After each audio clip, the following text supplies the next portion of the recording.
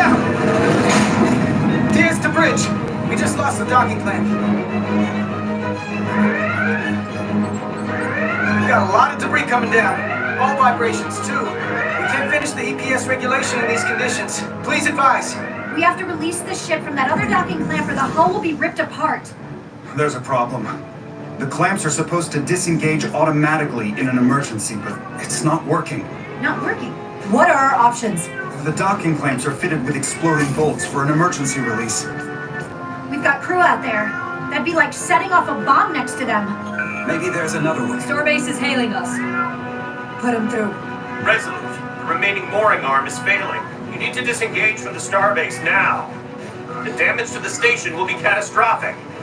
All right, Starbase, we're on it. Acknowledged. Commander, hear me out. Reverse the polarity of the hull, which theoretically will repel the docking clamps. And repel the engineering crew right off the hull into the storm. This is Captain Solano. Put me on screen. Go ahead. Captain, we have a situation. Commander, what are you doing? Blow the bolts on the docking clamp. The captain doesn't know the whole story. I'm giving you an order.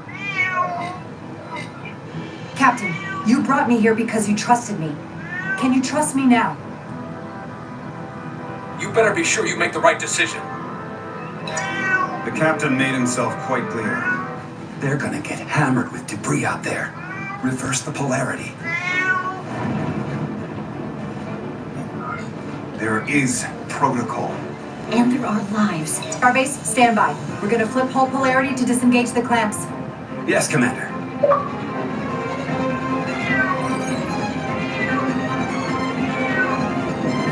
Air crew, this is acting Captain Jarl Rydek. Be advised, we are going to reverse hull polarity to free us from the remaining docking clamp. Tether yourself and deactivate your boots on my mark.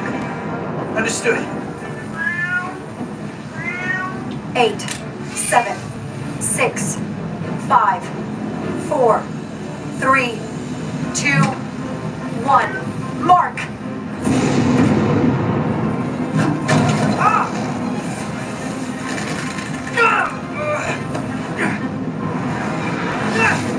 Grab my hand! I got you. Thank you. Plasma imbalance is reaching critical condition. We are moments from primary system failure. I got it.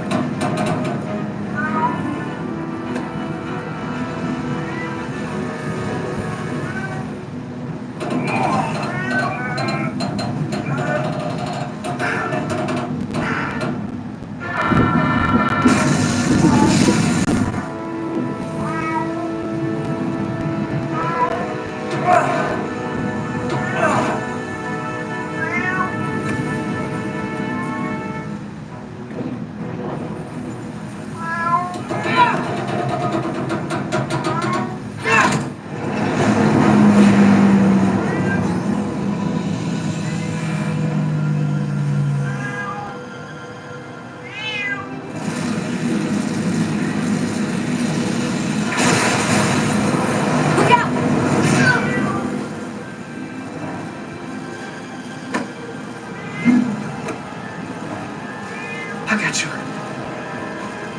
Petty Officer Etzelar's hurt and unconscious. I'm gonna have to tow her back to the airlock. Mr. Diaz, the situation has changed. You are at risk of triggering a substantial electromagnetic arc to approach the main hull the way you came. But Commander, the way we came is the nearest airlock. There's an auxiliary hatch near you on the far end of the pylon. You must bring Miss Etzelar there to access the interior. Roger that.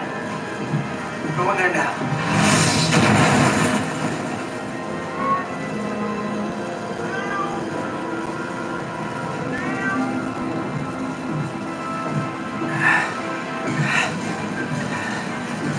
I'm at the auxiliary hatch.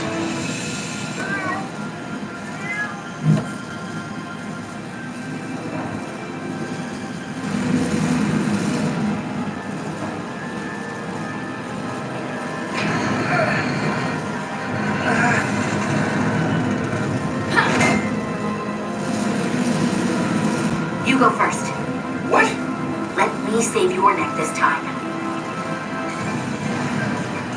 No time to fight me on this. Not on your life. Let's not let it come down to that.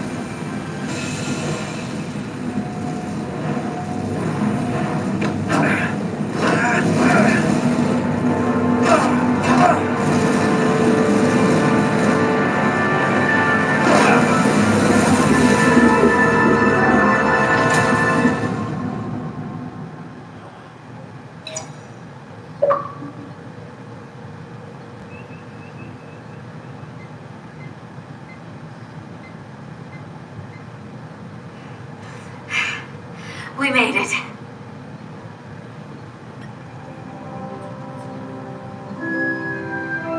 They're safe, bringing the sieve fully online. Do it.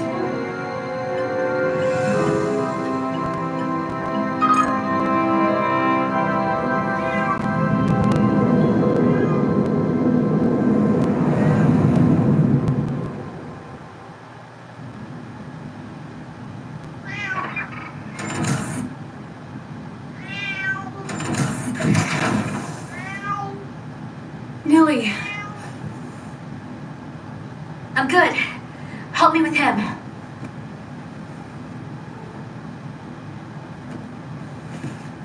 Let's get this off. Medical. Got one wounded at my location. Carter. You don't look so good.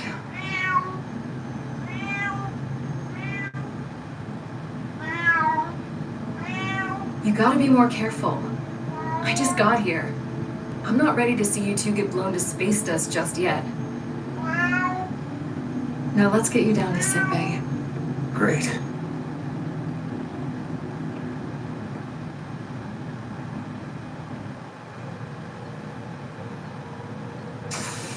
Status report. The repair crew made it inside. EPS flow is back to nominal levels. The SIF is back up. How does this affect mission readiness, Mr. Ermont?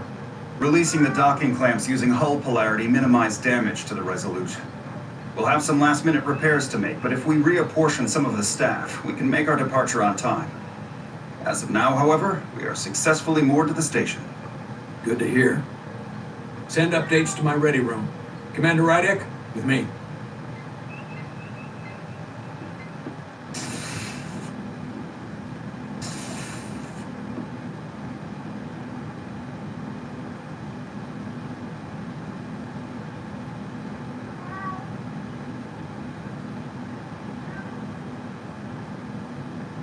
You disobeyed my orders. Well? Respectfully, Captain, I made the right choice given the information You I had. disobeyed my orders! And not just in front of the bridge crew, but the Starbase staff as well. That's going to get around. My name's already tarnished around the fleet. But what is it going to do to my credibility on this ship? From the top to the bottom. This is your ship, and you are the captain. I told you whatever you say goes. And I'll do better, living up to that. I expect as much from you. You might have won some fans on the bridge with that stunt, but not everyone. Lieutenant Commander Chovak has already bent my ear. I'm sure he doesn't take it personally. He'll get over it in time. Mr. Chovak is more complicated than he would want to admit. I guess we all are. And, if I'm being honest, I'm not sure what I would have done in the moment either. You never really know if you weren't in those shoes. So, let's just boil it down to you did what you had to. Am I dismissed, sir? Dismissed? We have work to do. Despite it all, we got our final Starfleet clearance to depart. So if you'll fetch Mr. Ermont, we'll knock out the final details of any outstanding repairs, and then we'll set out for Hotar. Yes, sir.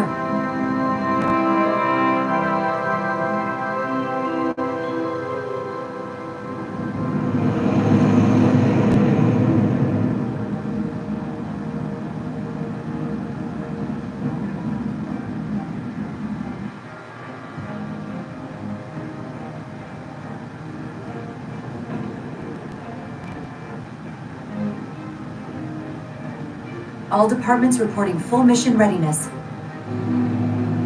We've got our full complement on board. This is my favorite moment, right now. The start of a new mission is always full of possibility. The Orion Syndicate could sell it as a drug. Don't let the Admiralty hear you say that.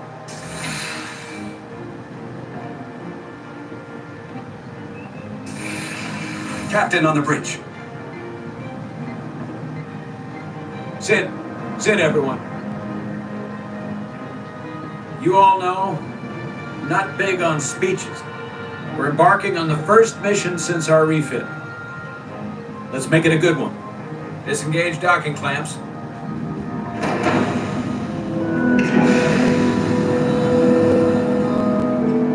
Docking clamps released. Thrusters ahead, Mr. Handar.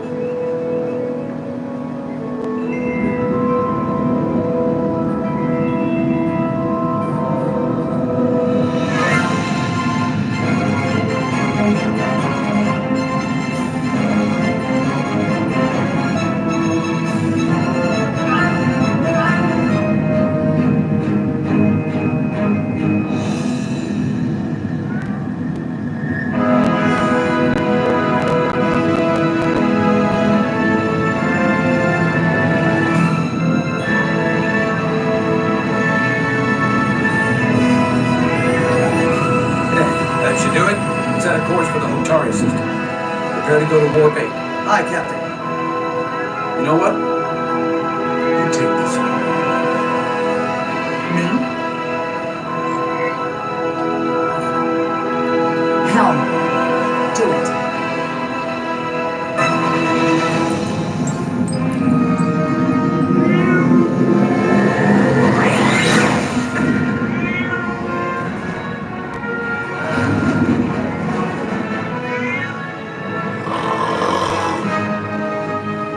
Nicely done.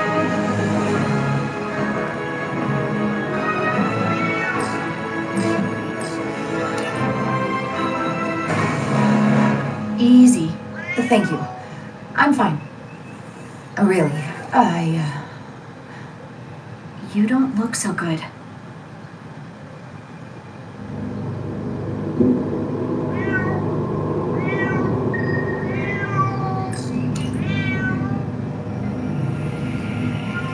I have to get to sickbay.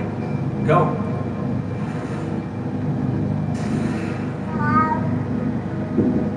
Man, help me get her inside.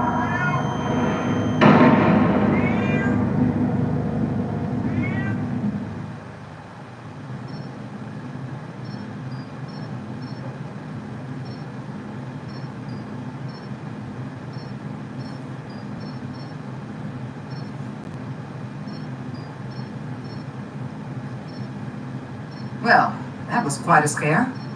A few minutes more and it would have been one of the shortest tenures on record for a first officer. Is that the engineer that was out on the hull?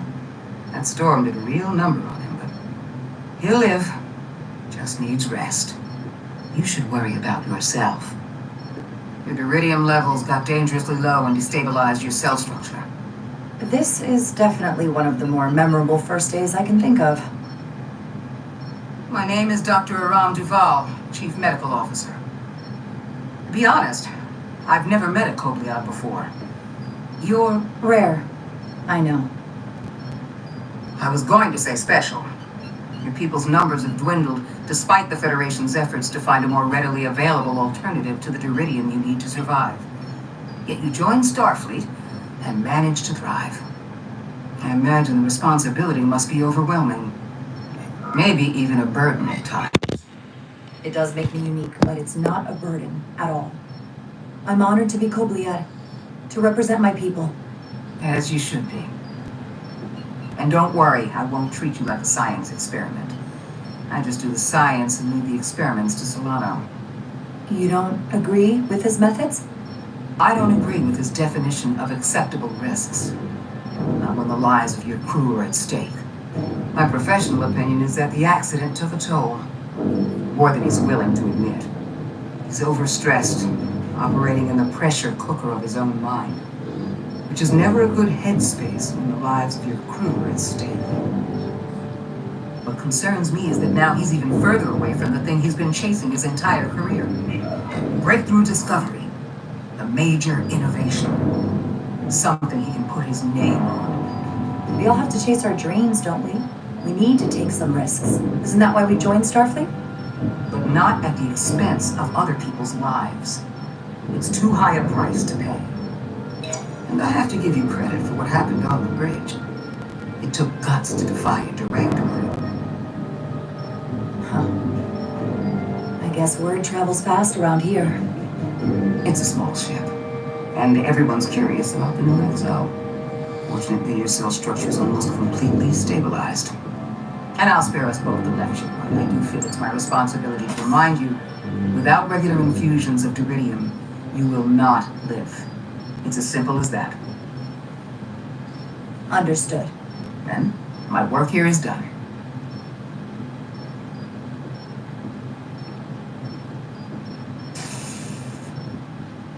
Lieutenant Bedrosian. I came to see if you were okay. We were all pretty worried on the bridge. No one knew what was happening. I can't even imagine what it must have looked like. I don't want people to get the wrong impression. No, not at all. You don't have to feel embarrassed. Everyone understands this is part of what it means to be Kobliad. You trusted me earlier with the shields, and I appreciated that. I want you to know that I have your back. Thank you.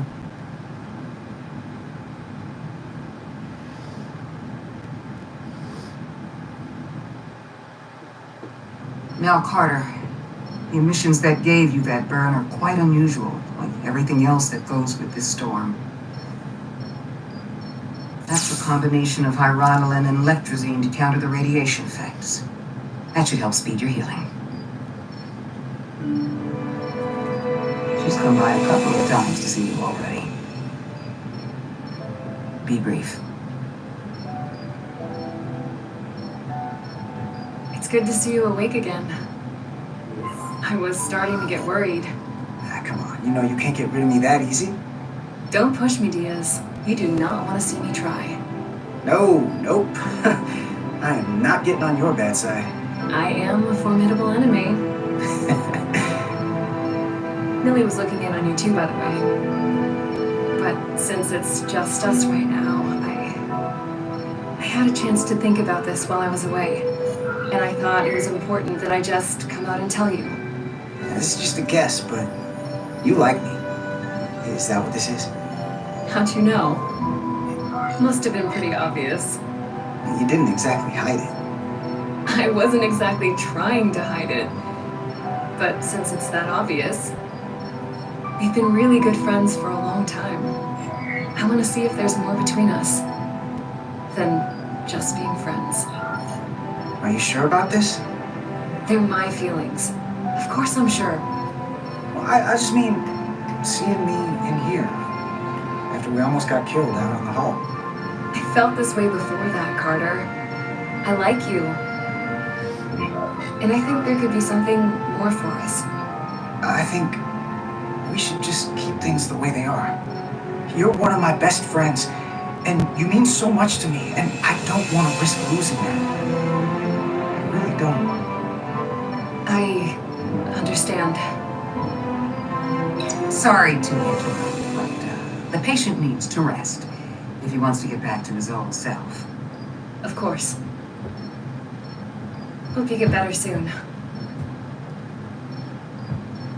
And maybe just forget this conversation ever happened.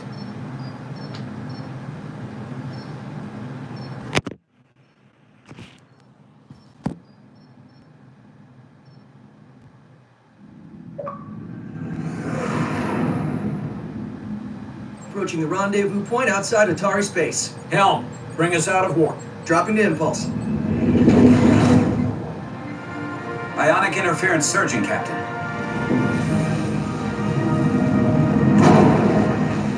Shield integrity holding.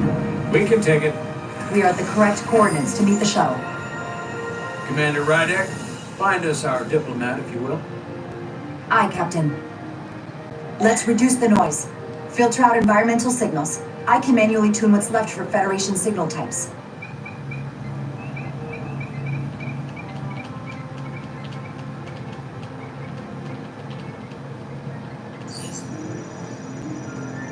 I've located the shuttle. Opening comms. On screen. Shuttle to Resolute. Shuttle to Resolute. Debris field. Lost maneuvering. Losing. I can't get it any clearer. We won't get a transporter lock. It's just not happening. Power up the tractor beam. We'll pull them directly into the docking bay.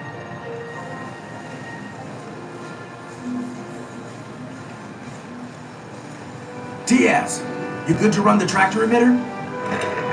Yes, sir. You sure? I'm sure.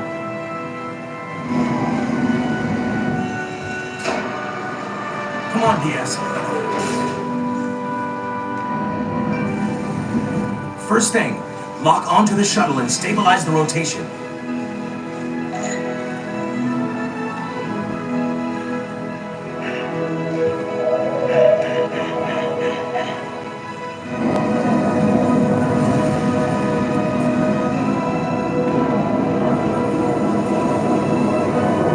We're pulling in debris. I'm on it.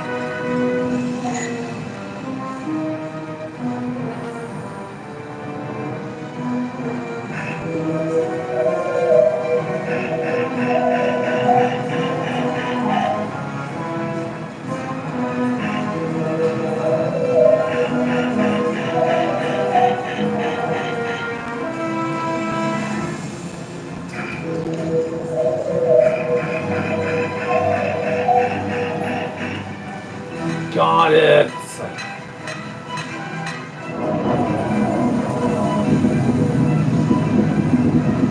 That's gonna take out the shuttle. Here's the bridge. There's a large piece of debris headed for the shuttle. The tractor beam can't handle it. Can our shields take it? I believe so.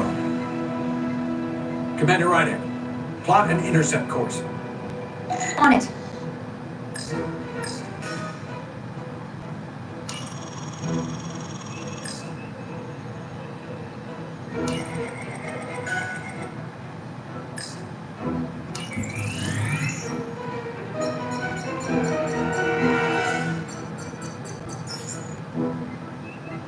Here we go. Maneuvering thrusters bearing 53 Mark 17, 200 meters on an intercept course. Maneuvering.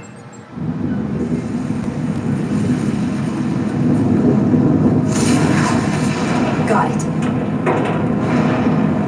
Whoa! Someone's working hard on the bridge.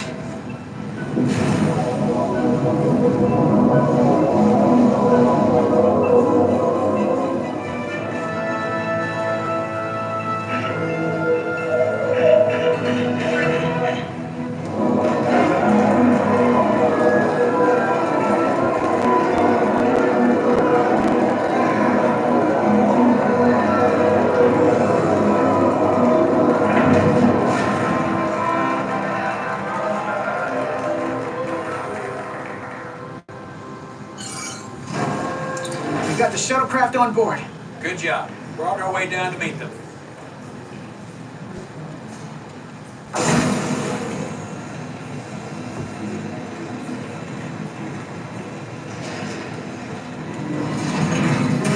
Terra firma, so to speak.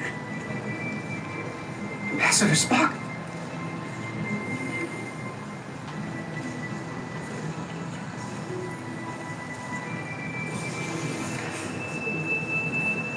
The captain will be right down to meet you, sir. In that case, I will wait for him here.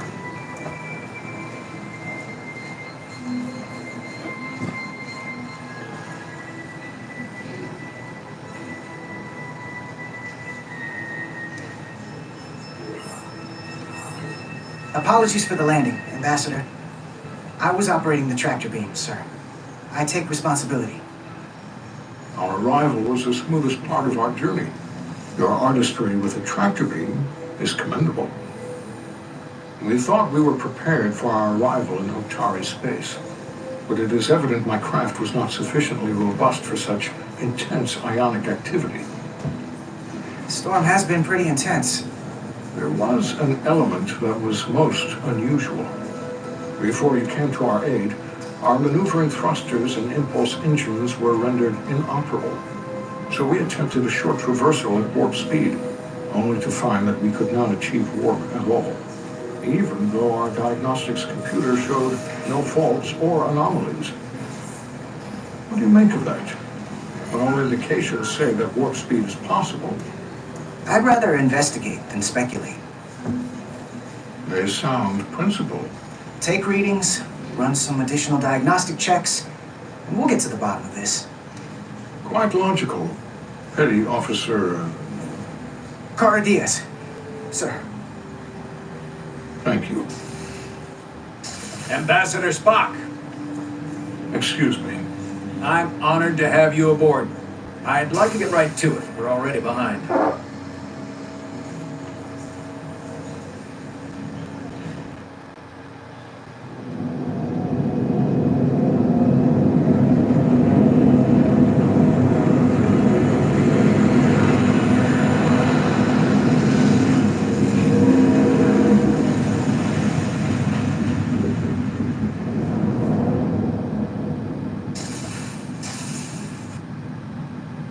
Ambassador Spock, my senior staff.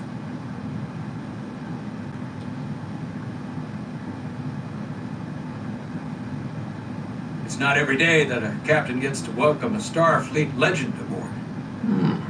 You flatter me, Captain Solano. But legend implies the past tense, whereas I am very much focused on our present circumstances.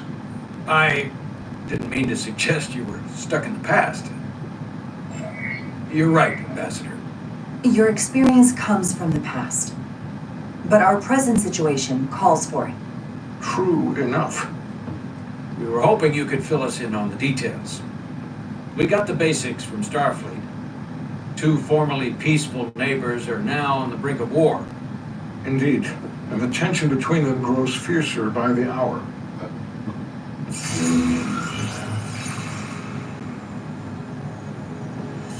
Lydia and Hotari. The Lydians are the more advanced species. They made first contact with the Hotari over a century ago. This is Tau, the Hotari moon. It is rich in dilithium, and for decades, the Hotari and the Illydians have shared a mining operation there. The Illydians provide the technological resources, while the Hotari have served as the labor force. The stability of that arrangement was the source of their peace, until recently. The Hotari have suddenly and forcefully seized control of the mining operations and expelled the Illydians from their system. That is the official story, as told by the Hotari when they requested Federation mediation. But the details remain scant. Communications between all parties have been limited by the ionic interference. How is it the Hotari were able to turn the tables and take the mines against superior forces, especially after decades in this arrangement?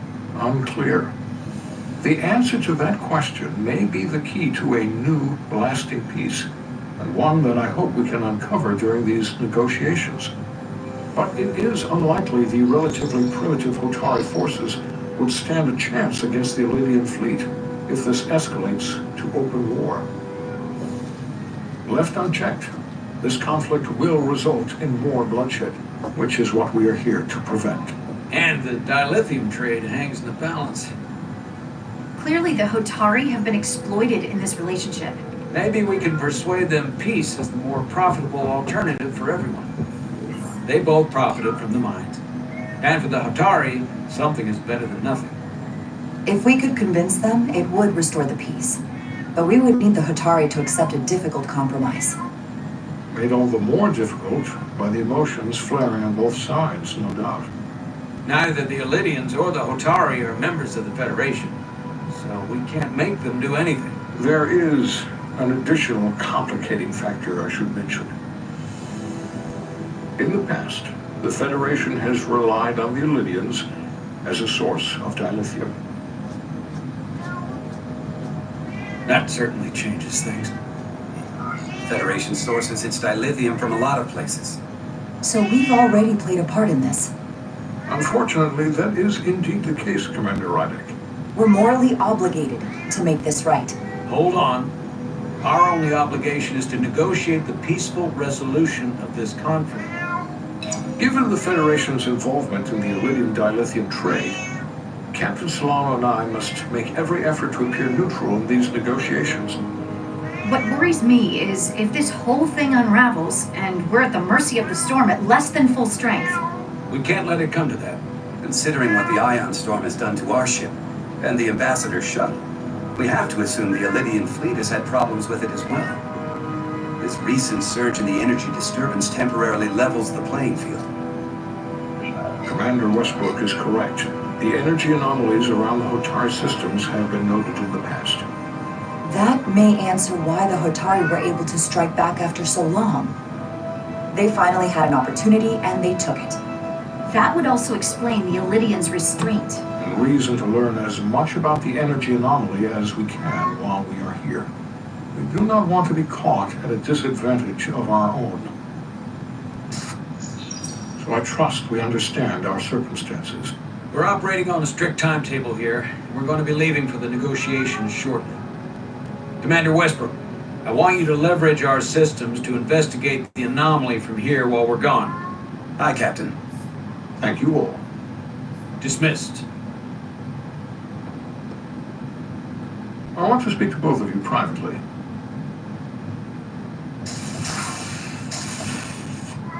Ambassador Spock, I'd like to make a formal introduction. My first officer, Commander Jara Rydick. Commander, as you are aware, there are limits to what Captain Solano and I can do in our official capacity as representatives of the Federation. But someone in an unofficial capacity, your first officer, for example, would not be bound by those restrictions. Commander Rydick could ingratiate herself to certain parties behind the scenes, where they may be more candid in revealing information that could lead to a resolution. She certainly goes her own way. Maybe that helps in this case. I'm perfectly happy to work outside the lines. And by extension, you will be doing your duty, Commander. Just not too far.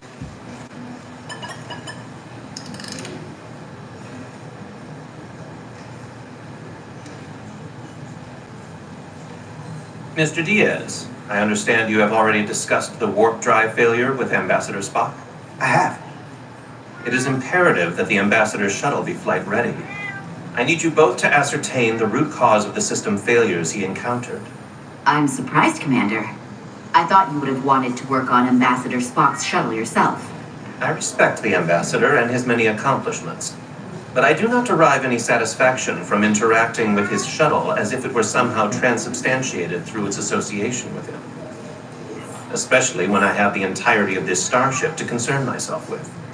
When you look at it logically, yes, it is just a shuttle. No different than any of the others. There is plenty that is different about it, and that is what you are to investigate. But please limit your findings to observable scientific phenomena. We'll try to restrain ourselves. Then I will leave you to it. Make note of any abnormalities in your report. Carry on. It seems like he's warming up to us.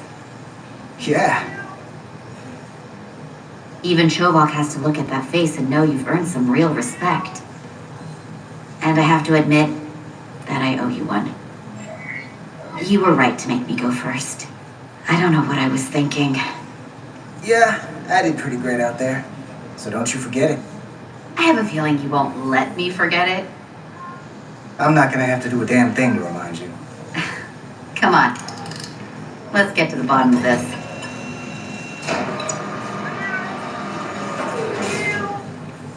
Ready to go? All set. Let's run the diagnostic.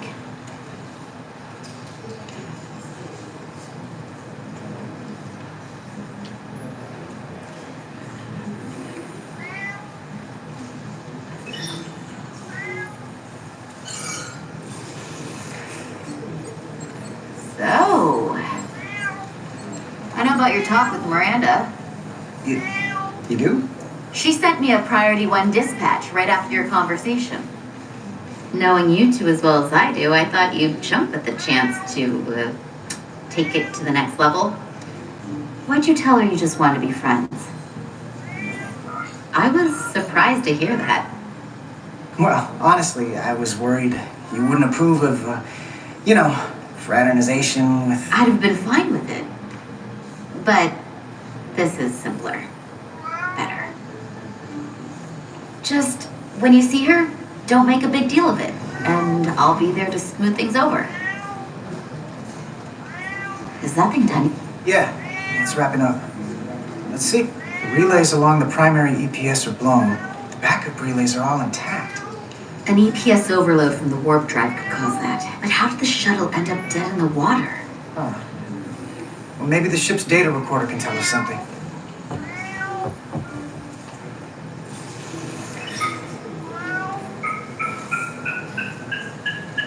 Here. They were only about 8 minutes from their plotted warp point. No faults, just those warnings. What are they?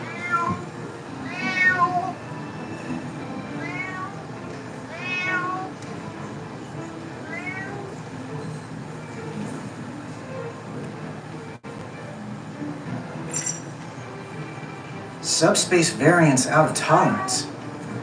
What does that mean? It means the main navigation array lost sight of space somehow. Will the array going offline cause that? Yes, but it should have also thrown a fault code.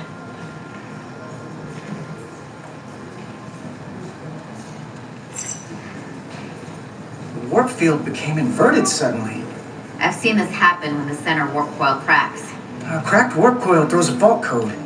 Still, we should take a look.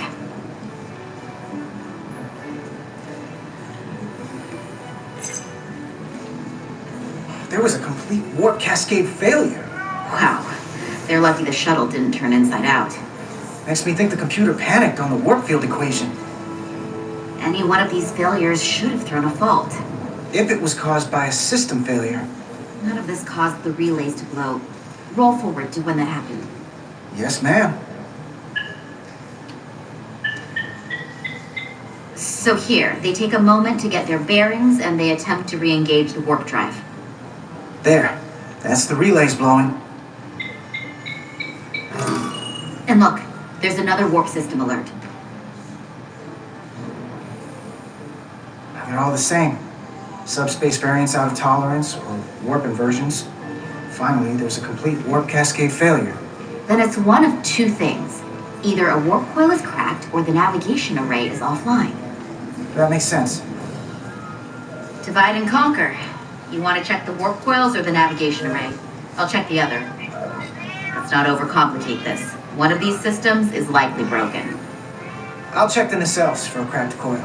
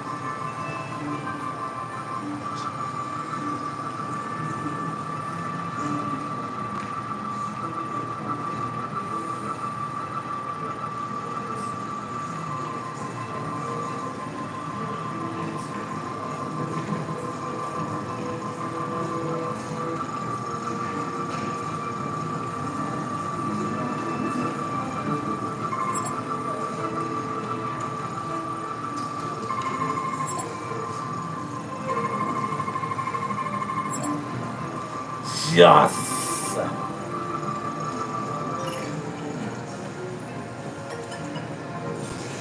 I checked every coil on the port nacelle for imbalances. If any coil in either engine will crack, it must be the navigation array. Except it's not. Checked and double-checked. Well, the readings don't lie. Here comes the security detail for the way team.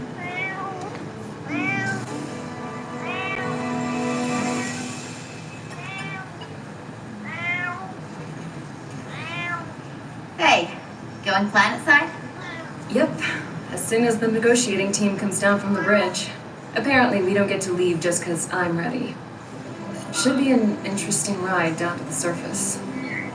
I'm not looking for a repeat of whatever went down here. Yeah, we're still trying to figure that out. Well, it's good to see you're not avoiding me. I was just worried because... It's fine, really. Don't even think about it. Okay. Hey, Barris. Aren't these those button pushers you're always hanging out with? And you're the phaser jockeys we always beat in Parisi squares, right? All aboard for Hotari. That another one of the captain's railroad things? Gotta be. I just usually zone out by the time he gets to the whole steam engines were the warp drives of their day part. Catch y'all later. You don't want to miss your train. I do have to go. Back before you know it, sport. So, I'll catch up with you two then. Hey, I've changed my mind. About us. You have? Yeah. I want to be more than friends. Well, then I'll just see if I can move this whole negotiation along so I can get back here sooner. Then we can figure it out. Barris! Let's go! Be seeing you.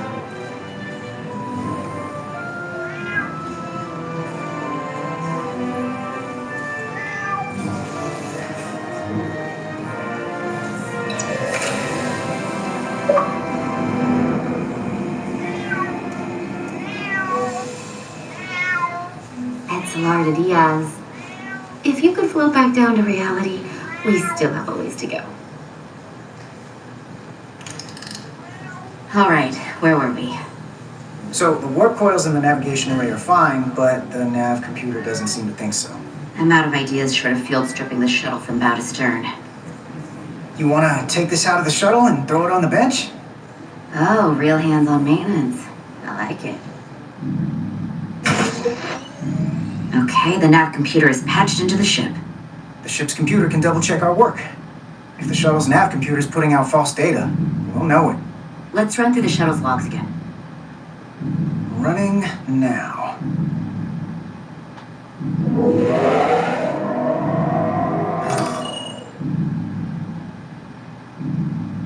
Same. Warp field inversion and a cascade failure. However, the Resolute computer doesn't show the same subspace variance. We're in the same conditions that the shuttle was in when it failed. Why wouldn't the ship's computer get a matching result? What if the subspace variance was a momentary occurrence? That's a possibility, and it would explain why the simulation under our current sensor readings failed to reproduce the issue. But a subspace anomaly strong enough to cause a warp field collapse would leave graviton ripples for days. Let's run with the momentary subspace variance theory for now. Roll forward to the shuttle's attempt to re-engage the warp drive. We need the conditions of space around the shuttle.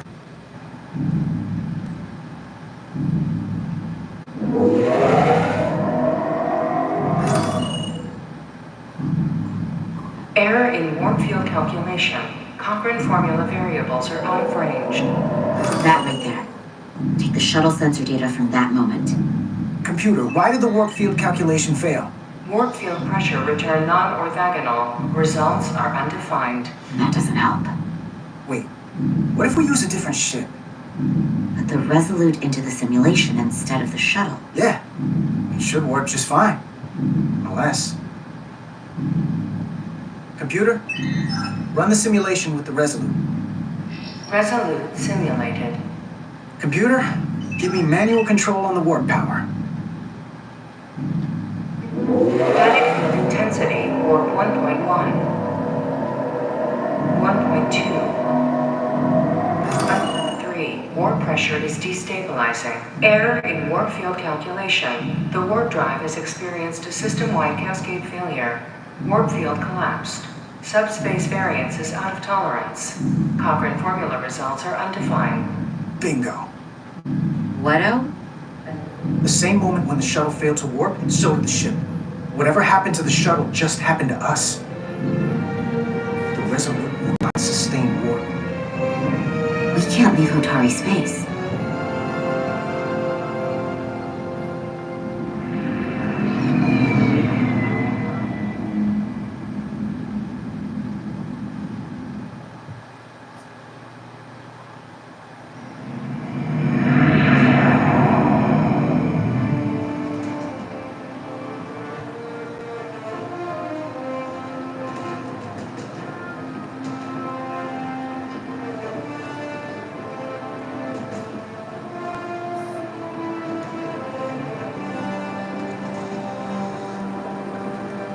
Ambassador Spock, Captain Solano, welcome to Hotari.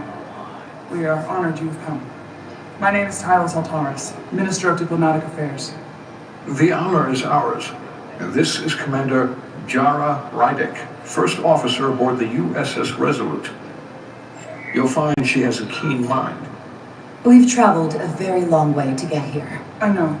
We cannot express how much it means to the Hotari people that— These must be the representatives of the mighty Federation. The reigning authority in the galaxy. Or so we've been led to believe. Whether that's true or not remains to be seen. But, either way, we're grateful you've made the time to come to our little corner of the universe. And you are? This is Galvin, and this is Sidron, the heroes of the revolt in the mines.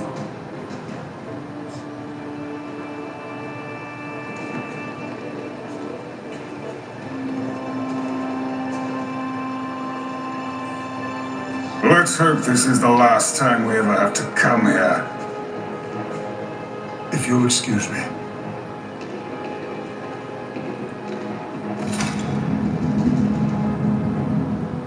I think we're about to begin. Did you hear the arrogance from that guy? I don't know what we're walking into here. That may be true.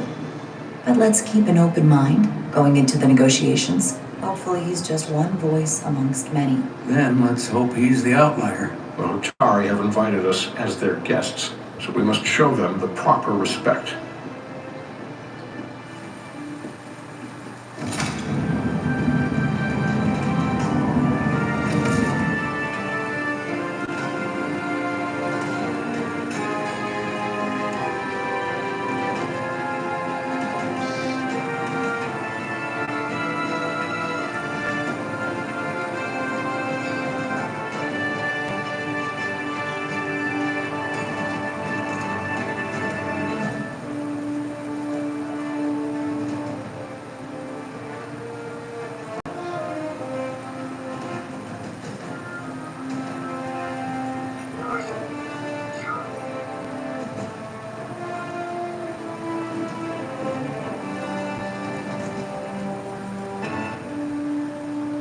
Ambassador Spock, welcome to Hotari Prime.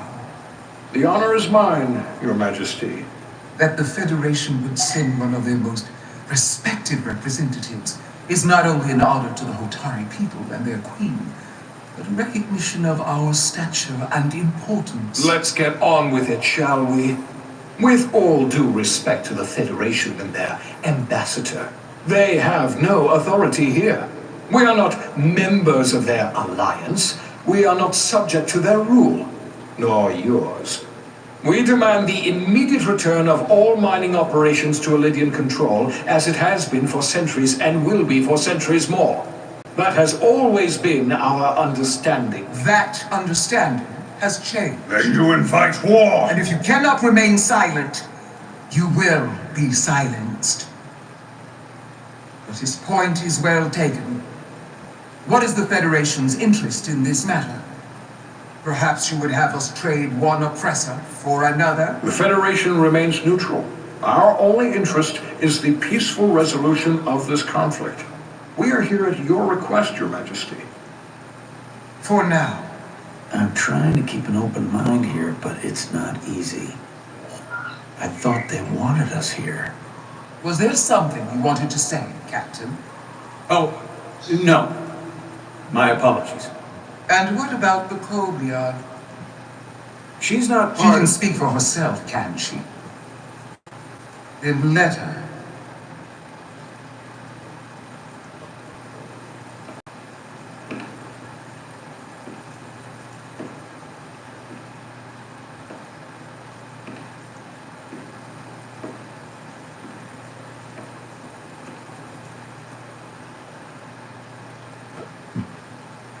Now then, one should know their place. What you might be somewhere else is not what you are here. Which is standing before a queen. And a queen deserves respect. A bow is not too much to ask. Is Hotari Prime part of the Hotari system? I am unfamiliar with your customs, Your Majesty. We may not be a powerful civilization in your eyes, but we are prideful people. You are Kobliad. Your people suffered brutal treatment at the hands of the Cardassians. Their injustice towards the Kobliad is as unimaginable as it is unforgivable. Not unlike how we have been treated by the Alidians. As much as they'd have you believe they are the victims here, remember it was the Hotari who attacked us. Hundreds of innocent Alidians were slaughtered without mercy in those mines. The blood is on their hands, not ours. Quiet!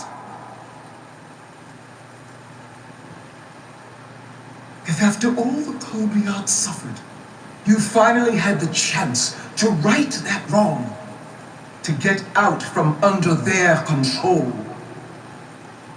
would you take it? Or would you negotiate a peace? I can't speculate on something that never happened, Your Majesty.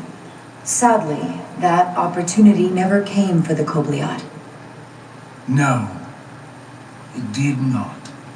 But we'd be wise to learn from their example before we too find ourselves facing extinction.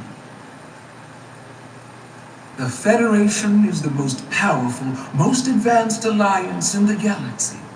It's widely known we have an abundance of dilithium in our mines. And it's in your interest to secure a steady supply. Your Majesty, if I may. Ambassador Spock would have us believe you're here as a neutral party in the interest of peace. So why are you really here? I want the truth, not your Federation rhetoric. I'm sorry, Your Majesty, but it's really not my place to say what the Federation's interests might be. You are their representative. I am. But Ambassador Spock is better suited to address your concerns. What they haven't said, but cannot deny, is a simple truth. The dilithium trade would not and will no longer exist without Alidian involvement. We created it for the benefit of everyone, especially the Hotari. We've given them warp technology. We've let them share in the profits. We've made their lives infinitely better than before dilithium was discovered. All of that goes away if the Federation turns a blind eye to their treachery. That is enough of your lies! The Hotari are quite capable of running the mines. We've done so for centuries. So tell me, who deserves control of the dilithium trade and the mines on Tau? Who should the Federation recognize? The Hotari or the Alidians? It can only be one or the other, not both. If there can only be one, Then it would be in the best interest of all involved if the Illydians resumed operation of the mines. And that is why we should not trust our fate to the Federation. She speaks sense. You do well to listen to her. And you do well to hold your tongue. We will take back our minds by any means necessary. And you will see more blood spilled. I am more than willing to address your concerns, Your Majesty. Yours as well, Representative. But I suggest we could have a more productive conversation with a smaller group. Perhaps only the most essential representatives.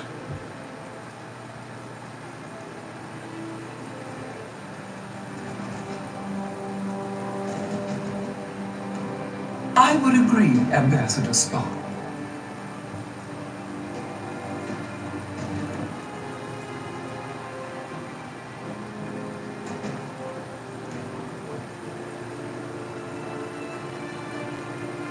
I think this is best left to those of us with more experience in diplomatic matters.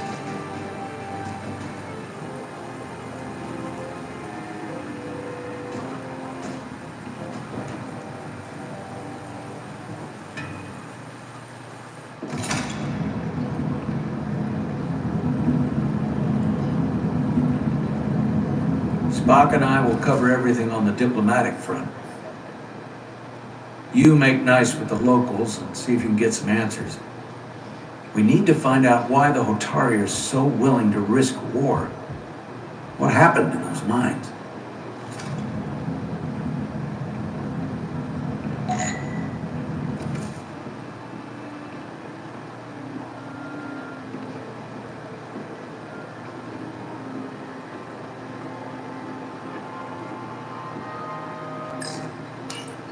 Commander, I was surprised that you sided with the Illydians. In all honesty, I expected more, especially from someone like you. To be clear, I'm not on either side of this conflict. Our only interest is peace. On the Illydians' terms, apparently. I assume you were there the day the mines were seized from the Illydians. Not seized, reclaimed, and restored to their rightful owners. Yes, I was there.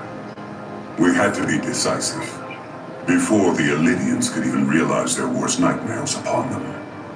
I'm curious why the Illydians haven't fought back. They have the ability to retake the mines anytime they want. Ability is one thing, courage is another. The Illydians know any hostile action on their part will not end well. They respect one thing above all else, and that is force. The greater the force, the more certain the outcome. Any talk of making peace is just that, and worth little without the strength to secure it. Which makes me wonder about your ship, the Resolute. Undoubtedly the Federation's finest warship. Ready to contend with anything the Illydians might have in store. Or is that not true? Maybe I've misjudged it. No need to worry. Even in a worst-case scenario, the fleet is always within reach. But it would probably take them quite some time to get here. Maybe. Or we might have other ships in the sector. Of course. Sidron. A pleasure meeting you, Commander. I'm sure we'll cross paths again.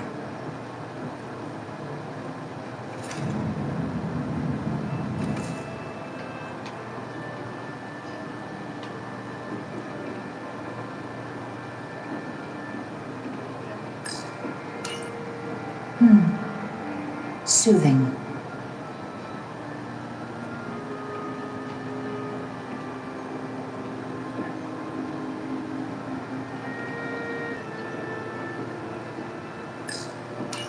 Commander Rydek, I have to admit, I was surprised when you said the Illydians should control the dilithium trade.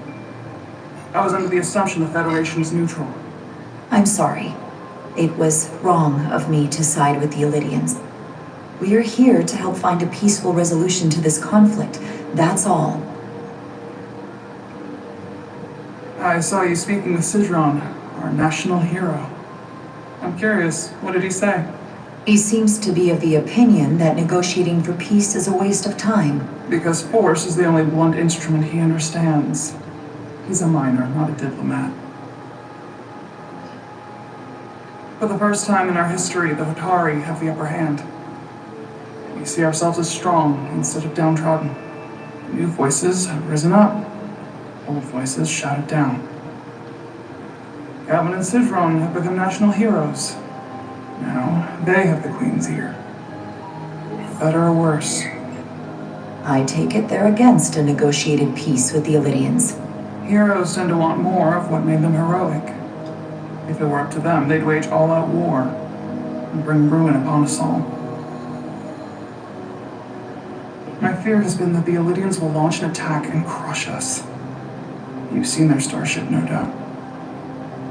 They could have retaken the mines whenever they wanted to, but it never happened. And as strange as this may sound, I'd almost say they're afraid. I just don't know what they're afraid of. It's still the same bluster and bravado you would expect from them. Do you think it has something to do with the ion storm? Right now, it's stronger than ever, isn't it? It's entirely possible. I'm not a scientist, but I do know the storm has knocked out all kinds of systems. So maybe the Illidians weren't willing to risk their ships, given all the interference.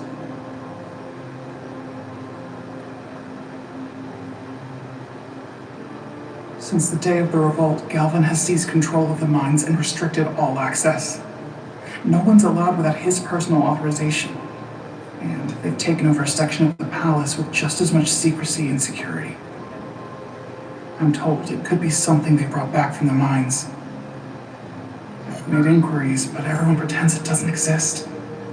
Are you sure of this? It's been the talk of the palace since the day of the revolt. How can we know?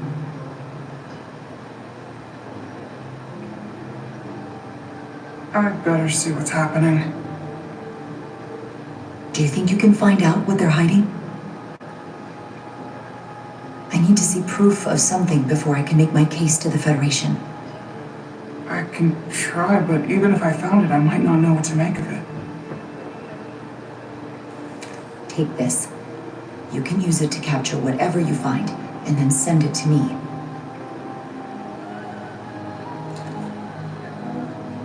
Thank you. I will let you know what I find. And I look forward to our meeting again.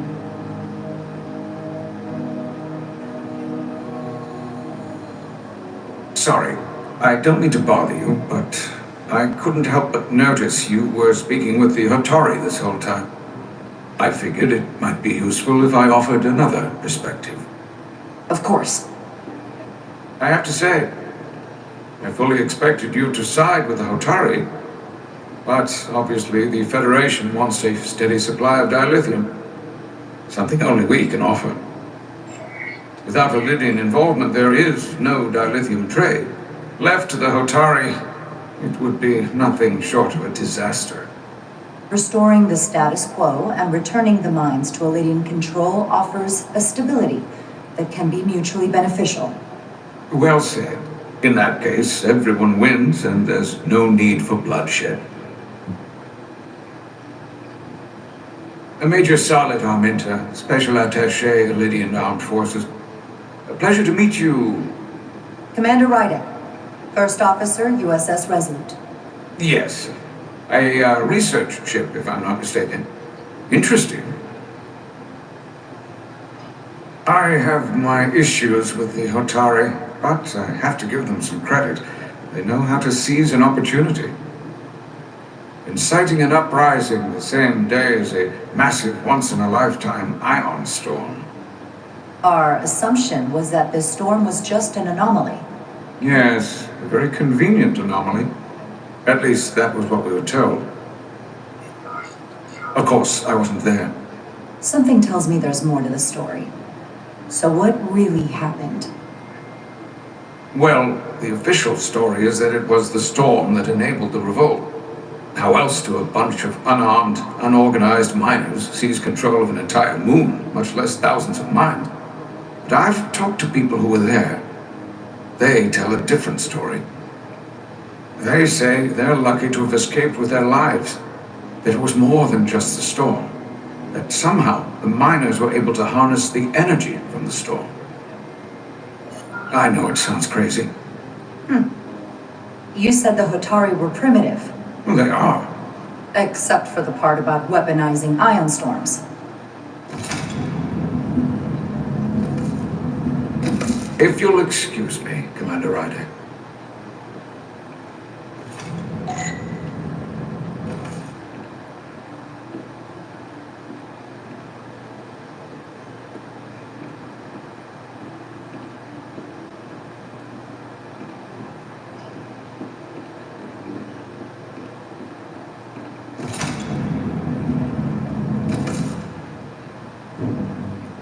Well, that was a disaster. What happened? The Hotari refused to concede anything, so the Elydians stormed out. The Hotari did not invite us here as peacekeepers. I hope your efforts were more fruitful than ours.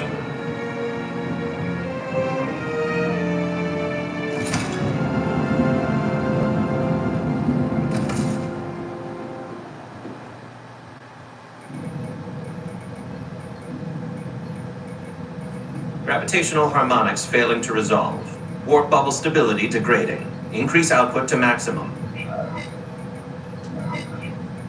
Increasing warp output to maximum. It's happening again.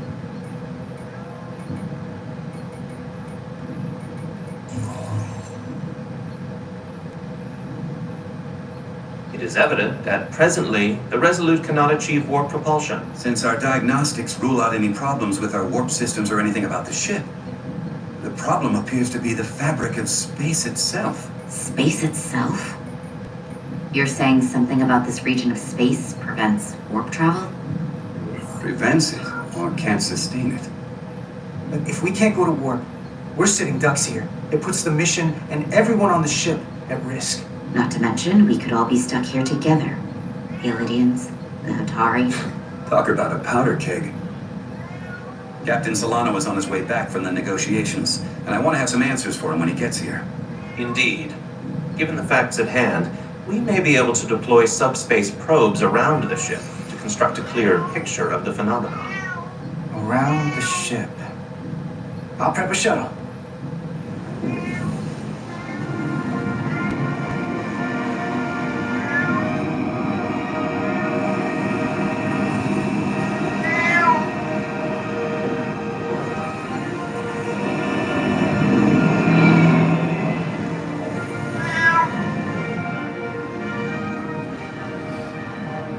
Setting up a waypoint at a distance roughly corresponding to the edge of our warp field. When we get there, I'll deploy the first probe.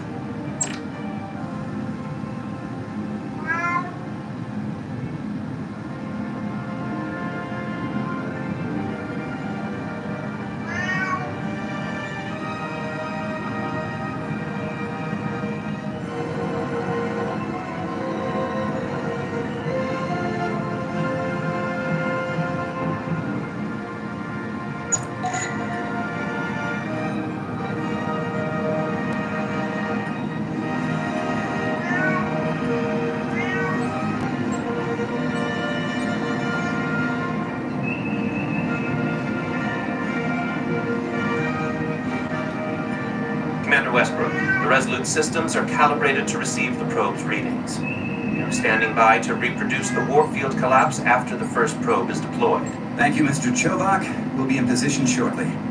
And, Mr. Diaz, do take care in piloting the shuttlecraft. Now is not the time to indulge in the human penchant for joyriding. Chovak probably isn't such a fun guy to work for, huh? Nah, Lieutenant Commander Chovak's not so bad. You know, once you get used to him. And, I've learned a lot working under him. I have a feeling I'm going to have to work harder to be a political animal like you. This new first officer coming aboard.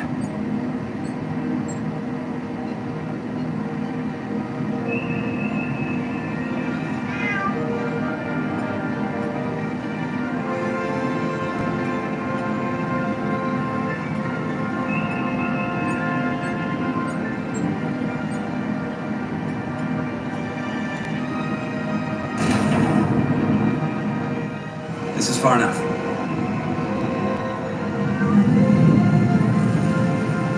Transporting the first probe into position.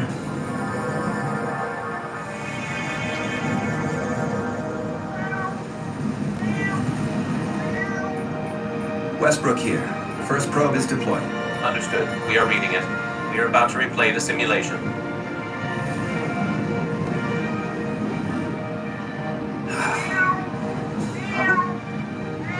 Just can't get a handle on her. Commander Rydek. She rejected my plan to use a deflector pulse against the storm surge. But on the other, she did listen to my advice and used the whole polarity trick to get you through that excursion alive. I'm not saying there's anything wrong with the new XO. I'm sure she's a fine officer, even if we don't see eye to eye. But she didn't go through what the rest of us did. You know that. And it's hard to figure out why she'd be the one Solano chose instead of, well, one of us. I don't really know anything about Commander Rydek. Yeah, not many do. But you're right. She's definitely an outsider. Maybe that's what Solano wanted all along. Test is running. Warp field collapse in 3, 2, 1.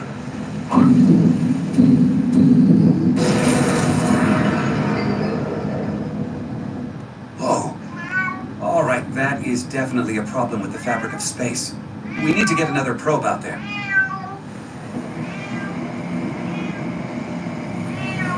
With 2 points of data, the Resolute and the probe, we've managed to get an interference pattern. I'm setting a waypoint to a particularly strong area of interference. We'll deploy the second probe there.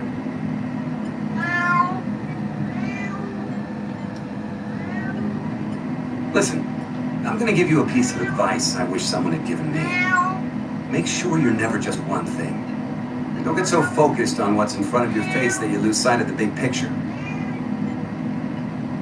Before Rydek showed up, the captain pulled me into his ready room and told me he didn't think I had the people skills to be first officer. What a load of crap. I appreciate the advice, Commander. I'll make sure I keep my options open. I don't need to tell you how to operate. You're already well on your way. You're a capable engineer. You're good in the field. Keep up the good work. Who knows? Solid jack of all departments like you could be Commander-in-Chief of Starfleet one day. Hell, Admiral Jellicoe started as a shuttle pilot. You know, I'd be the best leader Starfleet ever had. Lower decks always have to fix all the problems command causes. Maybe I'd just save everybody some steps. Well, don't forget about us little people when you're running things. Of course not. You gotta remember where you came from.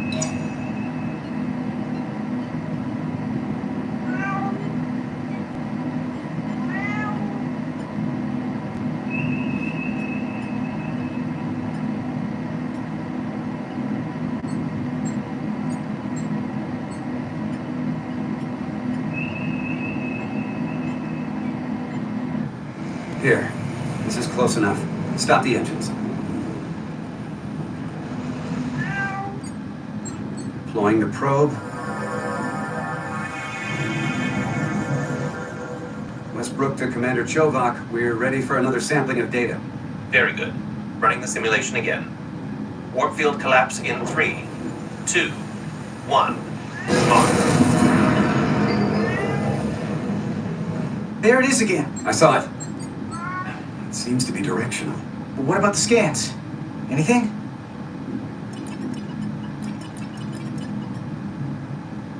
Here's the readings in relation to our local space. We've got the Resolute, Atari Prime, and the probes. All this interference is overloading the sensor buffers. We're gonna have to triangulate the sensors manually.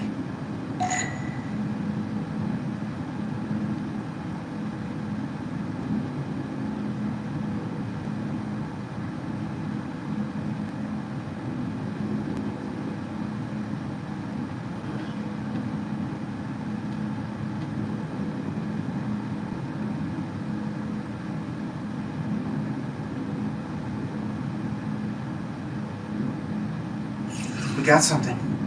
These markers indicate peaks in the gravimetric interference patterns. Let's see if I can find some more.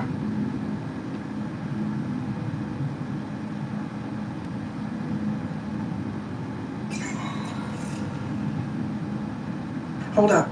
That's This is coming from the moon. A beam that blocks warp travel. Aimed right at us. Someone is doing this intentionally. I don't know how they're doing it.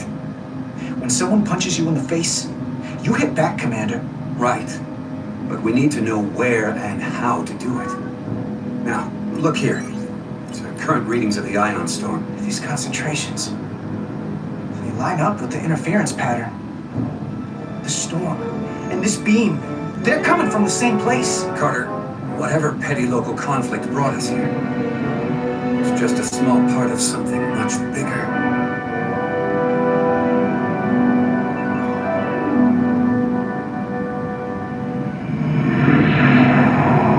Presently, we don't have an explanation for how they're doing this. One thing is clear. This is no fluke. Thank you, Mr. Westbrook. I want a full briefing when I'm back on board. Solano out.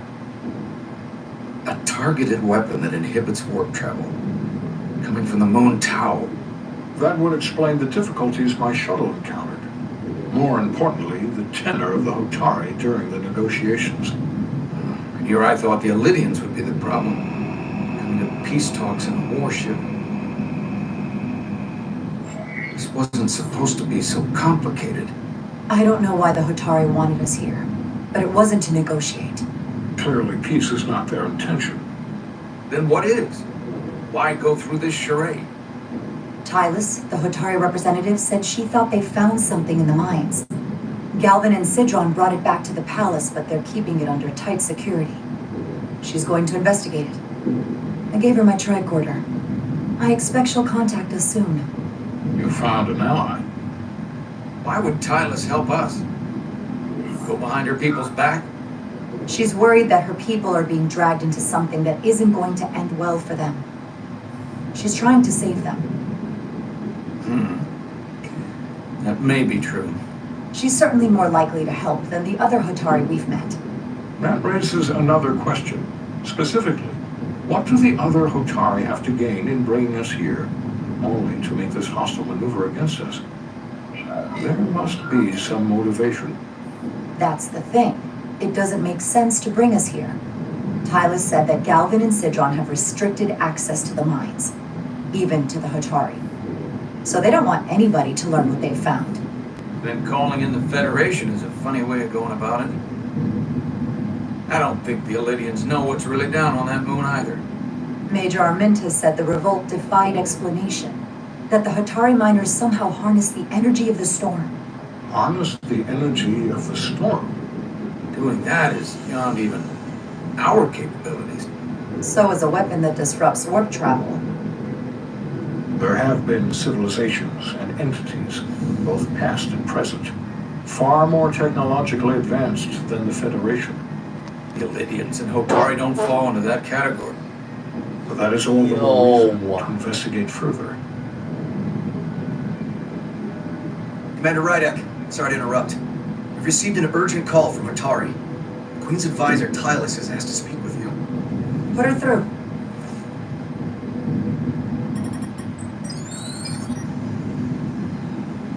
Galvin and Sidron are still with the Queen. I've enlisted help to gain access to the room they have under guard. I don't have much time. I'm not supposed to leave my post. It's only for a moment. I so appreciate your help.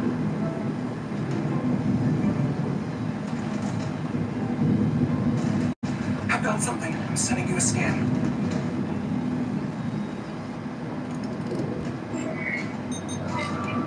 Got it. Tylus, if we needed to gain access to the mines on Tau, is that something you could help us with? I suppose it wouldn't be easy, but I have to go. Tylus. Can we reconnect? Sorry, Captain. We've lost all contact. We can only hope she escaped without harm. It's hard to tell. Tylus wouldn't have offered to help if she didn't know what she was doing. That's a lot of faith in someone we barely know. Let's see the scan of whatever the hell that was.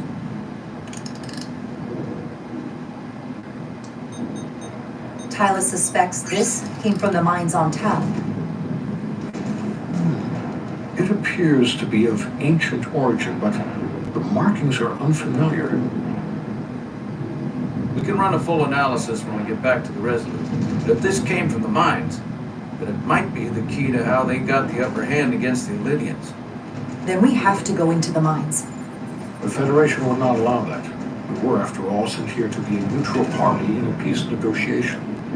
However, we could demonstrate that the Hotari have acted in bad faith, which would enable us to investigate the mines on Tau with full justification. But of course, we would need conclusive proof before taking action. If this warp disruption attack isn't enough justification, I don't know what is. We have every right to defend ourselves. In due time. I don't want to escalate this without a better idea of what we're getting into. We may have a better understanding once we analyze the device. But a mission to the mines, covert or otherwise, is not out of the question. And I will handle the Federation.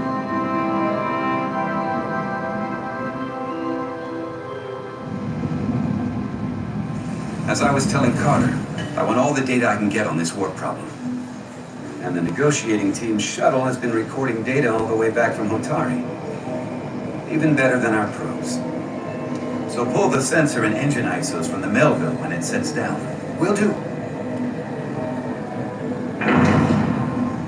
I'll join you and Chovak down in engineering to run another analysis after the briefing.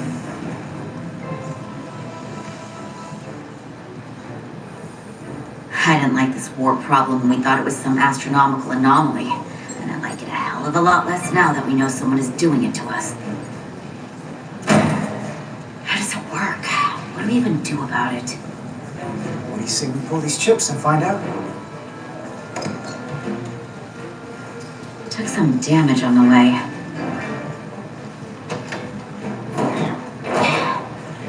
That ionic interference scored the hull plating. Might be some micro welds. Let's try pulling together. All right.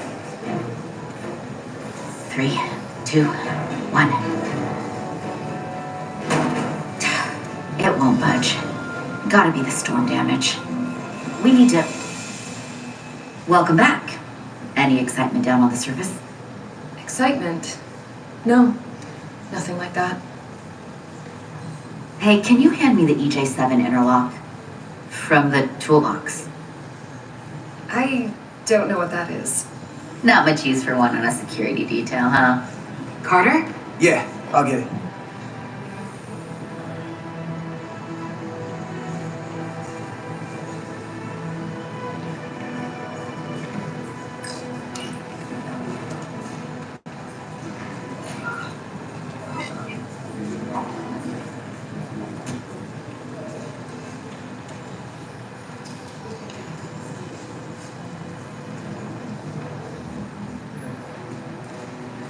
Okay, I'll apply pressure while you decouple the panel.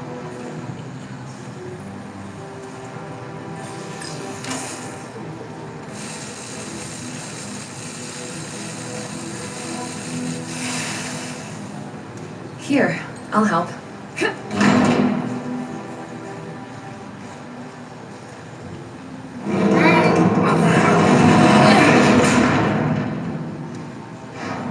We've got this. Open up and say ah. Thanks for the hand. We have to get these isolinear chips down to engineering. No problem. You really know everything about these ships, don't you? The tools, the systems. Oh, I thought security was the detail to be on. Now all of a sudden you're interested in engineering? Just the engineer. Come on, start pulling chips.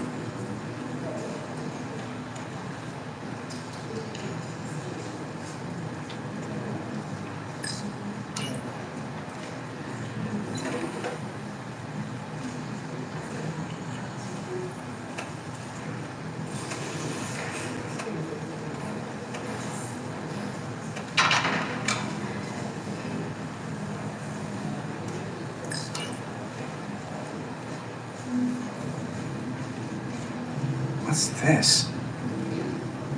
Some formation?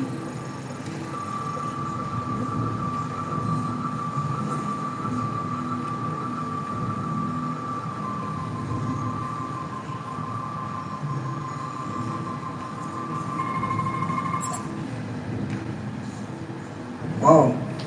This substance crystallization of hydrogen, carbon, and lithium. It's emitting tetrametric pulses at an interval of 3.8422 seconds. Quantized crystallization isn't natural. I mean, it's only theoretical as a means to engineer matter on a subatomic level.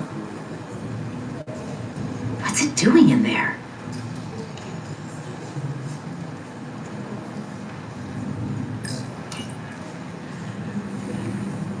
Wait. Regulation 364, subsection 9. What? Regulation 364, subsection 9 orders that in the case of an unknown foreign substance infiltrating a sealed system, it will be placed in secure confinement before further examination.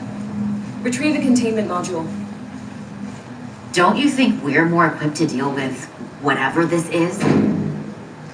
No. Before anything else, this is a security issue.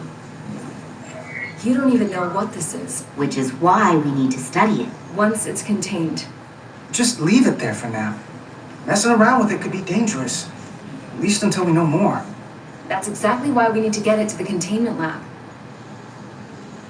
I can't make an exception just for you.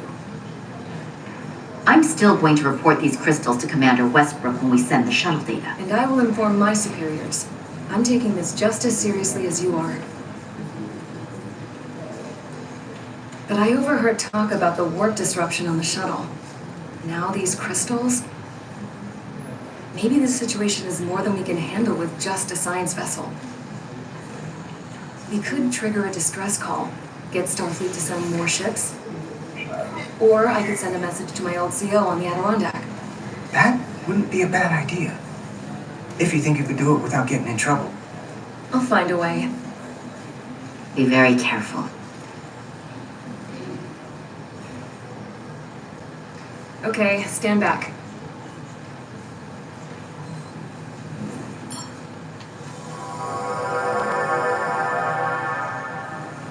Get this to the containment lab.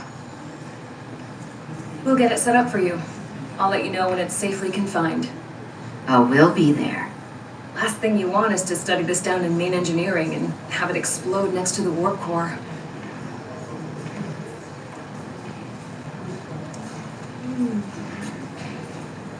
Almost forgot. Can't have that. For a second, I thought she'd gone cold on you. Like she might have changed her mind. But I guess this whole situation has her spooked. Maybe she knows more than us? You can't tell me you're not a little spooked, too. We all should be. Believe me, I'm taking it seriously. But Miranda talking about sending a distress call on her own? That's going too far. Although, you didn't seem to think so. She was probably just thinking out loud. I'm sure she'll come to her senses. This mission has enough complications stacking up. Now, we'll get through it. You, me, and Miranda, too. Commander Rydek was able to work behind the scenes during the negotiations and made contact with a representative from the Hotari delegation named Tylus. She mentioned an unusual artifact of unknown origin being held under tight security within the Hotari Palace, which she believes came from the mines on Tau.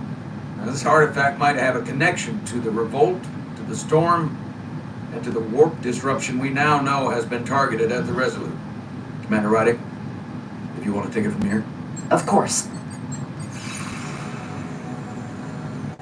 Tylus managed to infiltrate the heavily guarded location within the palace and sent us these scans using my tricorder. It appears to be some sort of control panel, possibly connected to the warp disruption weapon originating on Tau. Of particular interest is this symbol, which we couldn't identify the origin of. The Federation database has records from a vast number of civilizations. If anyone from Starfleet has come across this before, the system should recognize it. Cross-referencing with Federation records.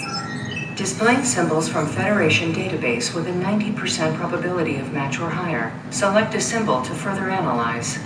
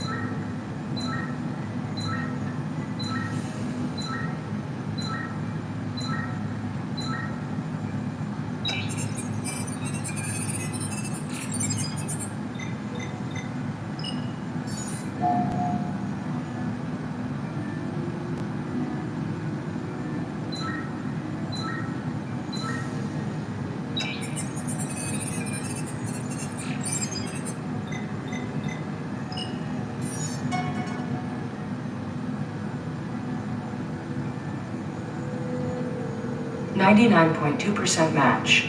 Got it.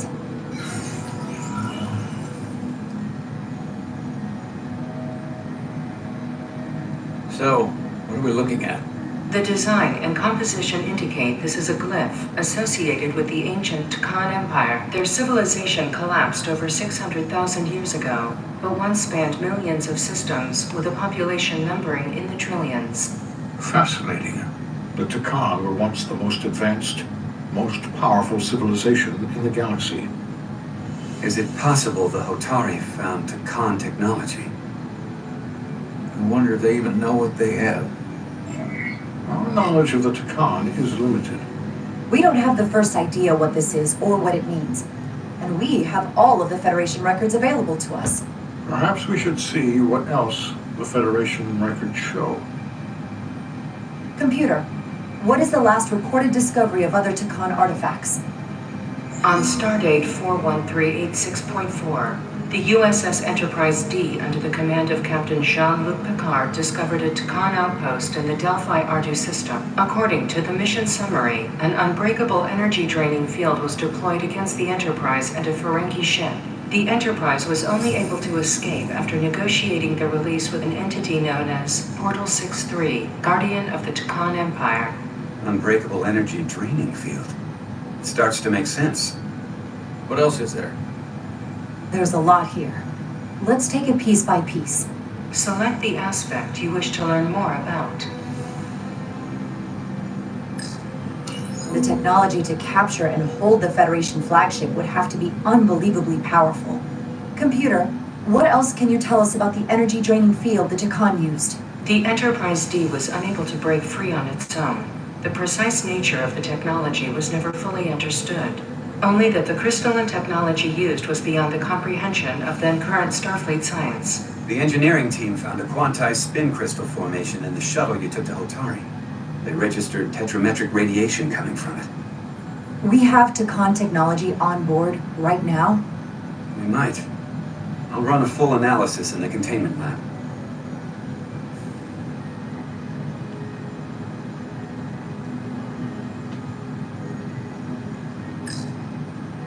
What sort of planet is Delphi Ardu 4? Delphi Ardu 4 is an M-class planet, a barren rocky world with little to no vegetation and frequent ion storms. The giant crystals that grow there absorb energy, but it is not understood how they do so. The entire Delphi Ardu system, consisting of 11 planets, was considered completely uninhabited until the encounter with Portal 63. Frequent ion storms. That can't just be a coincidence.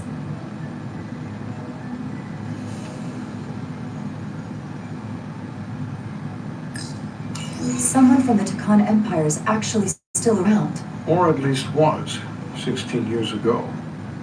Computer, what other information do you have on Portal 63, Guardian of the Takan Empire? The entity known as Portal 63 is of an unknown nature. A biped humanoid, he was unaware that the Takan Empire no longer existed at the time of the encounter.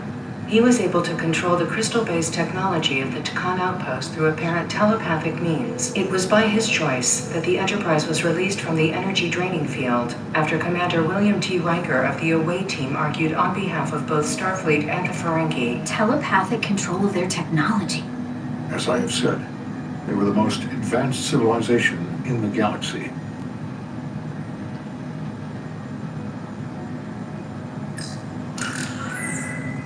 There appears to be some sort of restriction order from Starfleet. Computer, explain this restriction.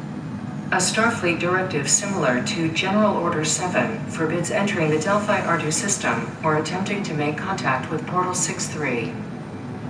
Starfleet doesn't throw up a no trespassing sign for just anybody. I suppose it makes sense considering what happened to the Enterprise D. The Elydians should have crushed the revolt. But if the Hotari have Takan technology and can control it, I see why they're willing to negotiate peace. For all we know, this could be just the beginning. This kind of power in Hotari hands, it could be dangerous. For everyone. Agreed. Which is why we should find a way to neutralize it if we can. If it helps, we've been able to triangulate the source of the ionic interference and warp disruption to a specific mine on Tau. Engineering used the latest data from your shuttle to pinpoint its origin. There. So we know where to look. We need to know what's down there, what the Hotari are hiding, to better understand what we're up against, and to neutralize it if we can. Captain, embarking on a mission to the Hotari moon would not be viewed favorably by either side. However, given the circumstances, we are entirely within our rights to defend ourselves. I just want to make sure this doesn't blow up in our faces. Which is why I'm thinking of sending Commander Rydek on a covert mission to Tau. Assuming you're up to the task. It would require absolute secrecy. I'll get the away team in and out. They're in safe hands with me. Under normal circumstances, that would be the case.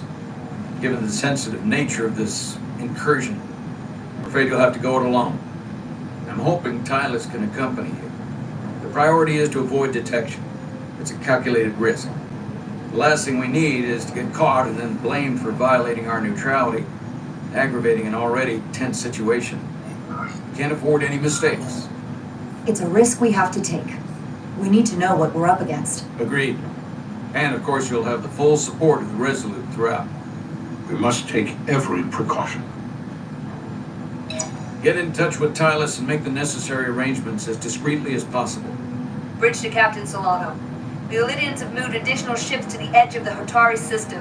Current heading is straight for the homeworld. Understood. It would seem we no longer have the luxury of waiting. In that case, may I suggest you and I return to Hotari Prime. Doing so will provide Commander Rydek as much time as possible to complete her mission. Agreed. We'll hail the Queen's delegation from my ready room. We all know what we need to do. Dismissed.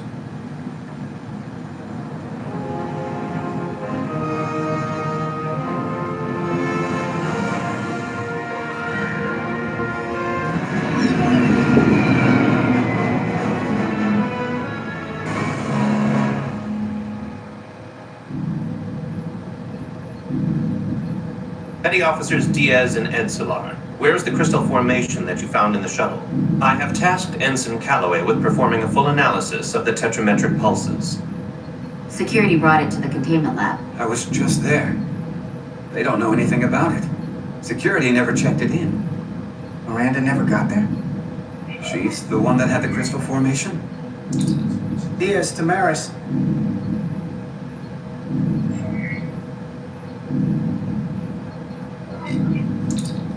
Carter Diaz to Miranda Maris. Commander Westbrook to Petty Officer Miranda Maris. Respond. Something's not right. She's still on the ship. She has to be. Computer, locate Petty Officer Miranda Maris.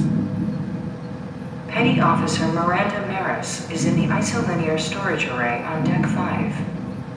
I'll go find her. Good. I'm sure Mr. Diaz can attend to this on his own.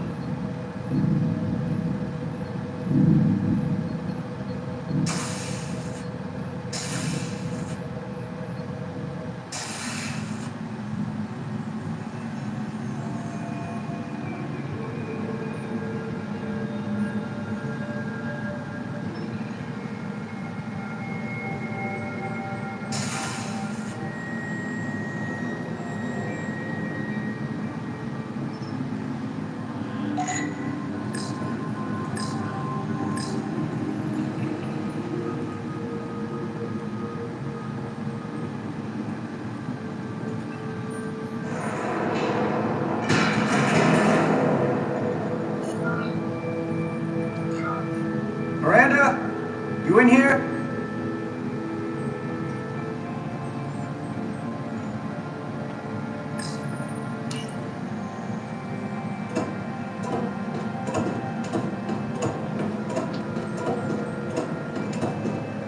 Hello?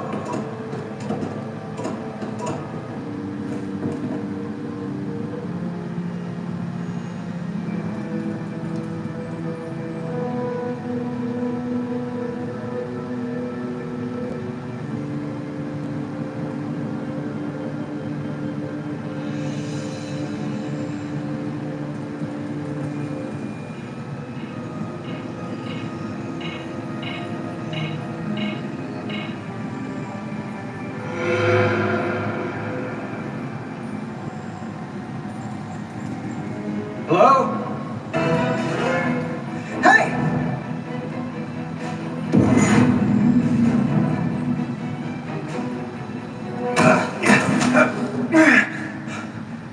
Miranda? What the hell are you doing, Carter? You almost knocked me to the lower level. What's wrong with you? What were you doing running from me? I didn't know it was you. There's no reason for you to be in here. Commander Westbrook said the crystal formation we found in the shuttle never made it to the containment lab. I don't know why he'd say that. I brought them there myself. Whatever he told you, he got it wrong. Why didn't you answer when I tried you on the comm badge? Or when I called out to you in here? I guess I was caught up in my work. Now, if we're done here, I have to go. Do you mind? I'm in the middle of my shift. Where are you going? What could be more important than tracking down those crystals? You were the one that said they had to be secured. They're dangerous. And I did secure them. They're out of my hands now. I want a straight answer, Miranda. What are you doing here? Carter, if things are gonna work out between us, I'm gonna need you to trust me a little more than this. Because this is not a good start to a relationship. And I don't get why you're acting this way. It's hard to trust you when you aren't acting like yourself. I'm not gonna keep explaining myself to you. Especially if you're not gonna listen to my answers. Etzelar de Diaz. What's the holdup? Don't answer that. You and I can work this out. Please. Etzelar de Diaz. Are you okay? Carter? Carter! Damn it. All right. Now can we talk?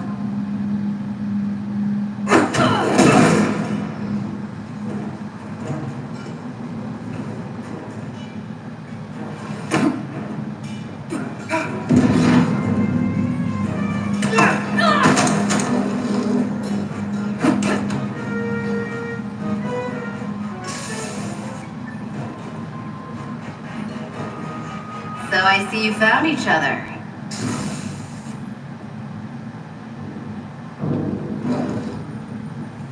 You were taking so long, the commander sent us to see what the problem was. Diaz, you were sent here with specific orders, and fighting your crewmate wasn't one of them. What the hell is going on here?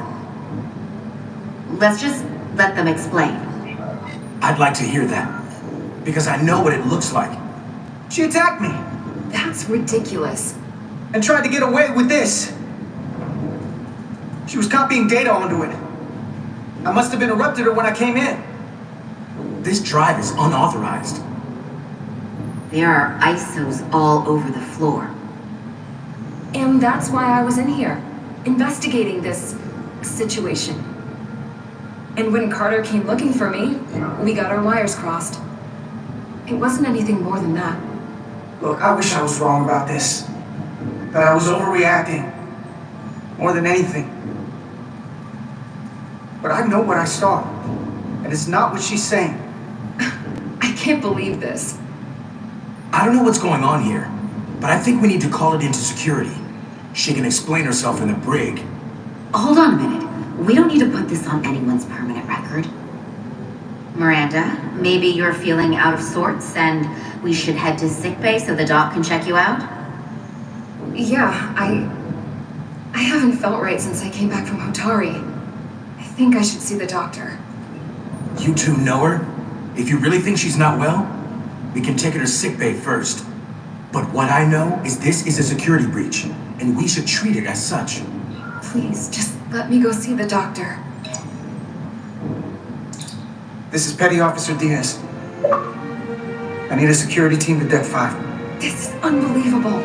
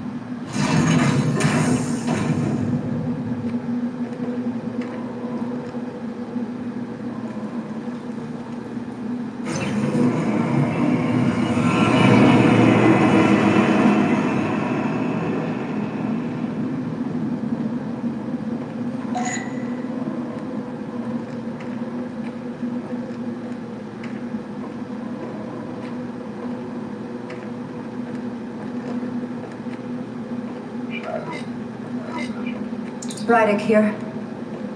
This is Irma. Any trouble getting to the surface? I'm really starting to miss transporters.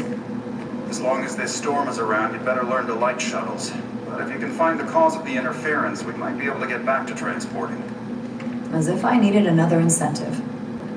We both know there's a lot more than that riding on this. Fair enough. You'll need to get in and out of the mine undetected, so I hope Minister Tylus can help in that regard.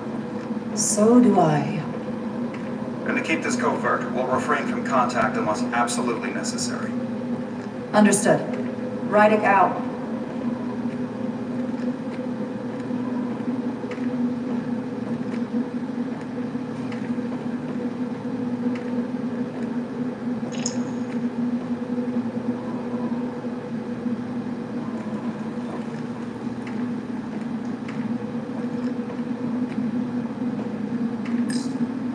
The ionic interference is coming from underground. I should find a safer way down there.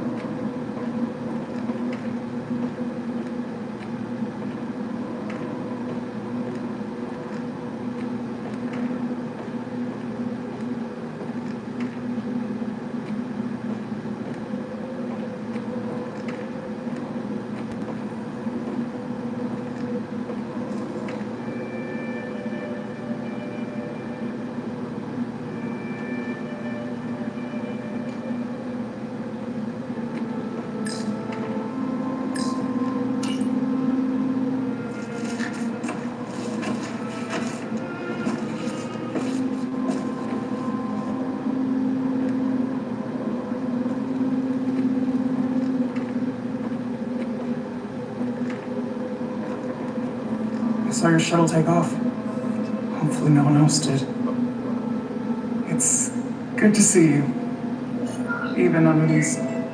Thank you for agreeing to this. You've already taken risks on our behalf. That means a great deal that you would do so again.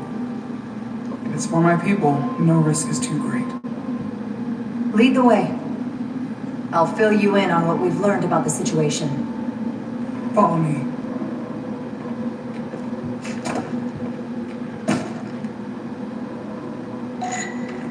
The device Galvin and Sidron brought back from the mines is being used to control some sort of warp disruption weapon that has the Resolute trapped in Hotari space. According to our readings, the power source for that device is on this moon, at the specific coordinates I sent you.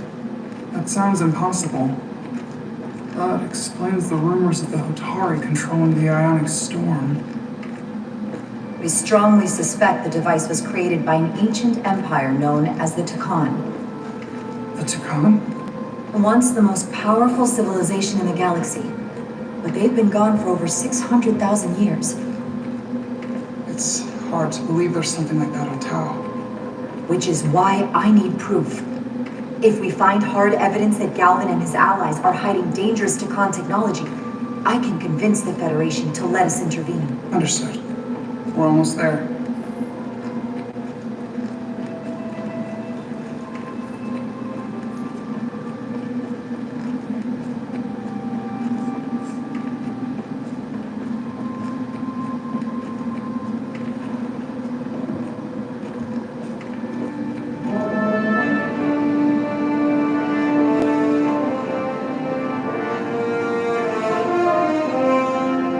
That's the mine? Prospect 614 North, Subdivision 20. It's enormous. Just one of the thousands across town. The pride of Hotari. How do we get inside? The structure that circles the mine has entry points for transporting equipment into the lower levels. They're guarded, but nothing I can't get past using my authority. Well, that's good to hear. As long as you can avoid being seen, I should be able to talk my way past any miner. And provide a little distraction for you in the process. How do I avoid being seen? You don't use the door.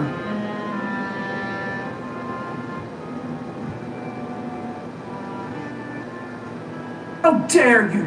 Don't you know who I am? I am Tylus Altaris, Minister of Diplomatic Affairs. That's not... The Queen would be furious to hear you try to deny me entry. the Queen. But I just... You just what? Just now realize the trouble you've made for yourself? And who exactly do you think you're going to report this to? Because I'll be reporting it as well, to someone much further in the lab. You have no authority here. Do you understand who pays your wage? I can inform the Queen directly of this instance. There's no You'll need regret for... everything you've said here today. You should have opened the doors the second I appeared before you. That's not the protocol. I didn't know... Each second you delay my entry. Okay. Process. Let's get a look inside you. Can't believe this. Does your brain function? Do you speak our tongue? Minister, I have orders. How could a fellow Hotari not understand this? You're digging your own grave. I've reached the end of my patience. Escort me to the maintenance bay. I told you I can't just... Now! But fine. A wise choice. Lead the way. And be quick. Full system access. Let's see if I can just... Bingo.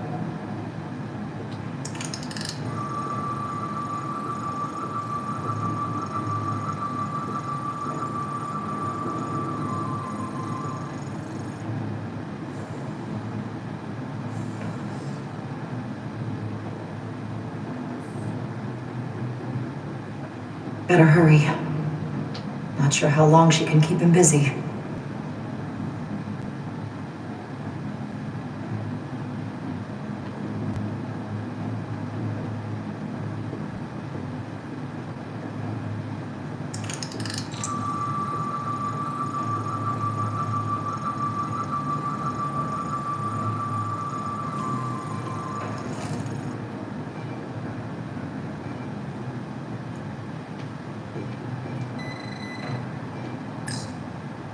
Might control the exit door. Need to see inside it. Something in here is keeping that door closed.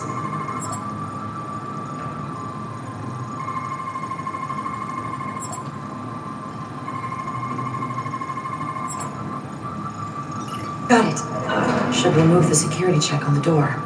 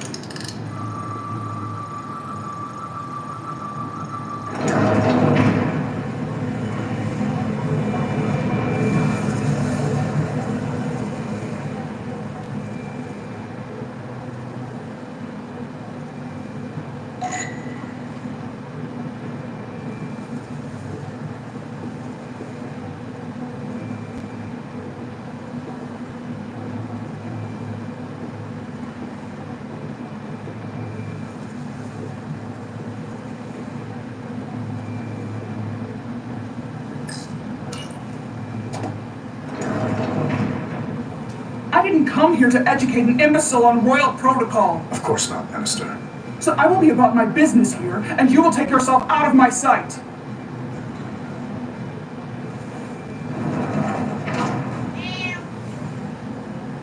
There you are. You really let that guy have it. It worked, didn't it? I'm used to having to throw my weight around. Hard to get anyone to listen to you otherwise. Gotta admit, I'm a little afraid of you now. You're lucky we're on the same side. I'd say so. The catwalks were booby-trapped. Galvin and Sidron have gone to great lengths to keep out the uninvited. Well, we're inside. Where do you want to start? The ionic interference is coming from below us. We need to go deeper. That lift goes down, at least to the changeover station. But we can't use it without DNA authorization from one of the guards. I have an idea, but we need a few samples of DNA from the miners who work here. Samples? Fingerprints, sweat, blood. Which will trick the machine and get us control of the lift. That's the theory. Let's test it.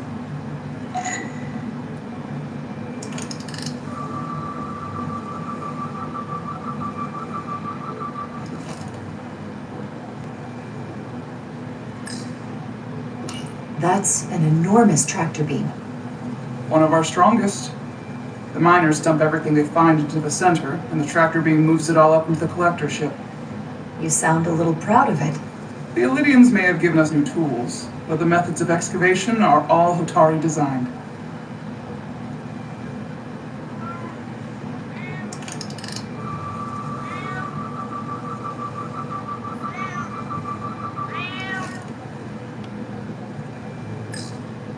Think of anything else that might help? No, sorry, I've been distracted. I've been to the mines before, but only during official state visits. In better days, even the Illydians show deference to the Queen. But those days are gone, and I'm sure we were shielded from the harsher war conditions. Outside your comfort zone? To put it mildly, but I'm sure we can handle it together.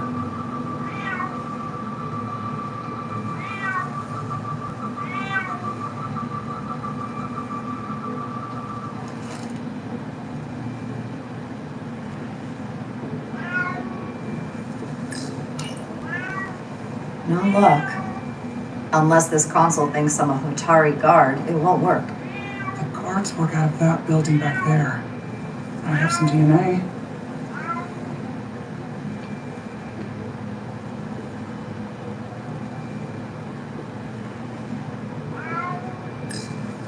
Do you think we could just find a way to climb over this? Possibly. But the console on the lift itself is locked by the same system that locks this ramp. No shortcuts then. I'm sure you can figure something out.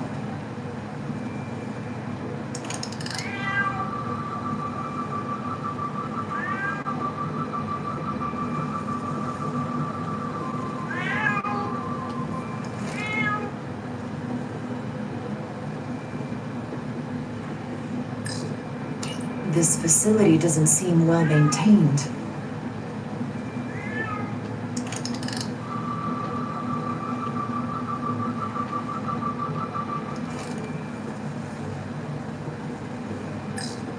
An Illydian console. All the managerial technology in the mines is Illydian. So they can keep an eye on their investment. That's how it is.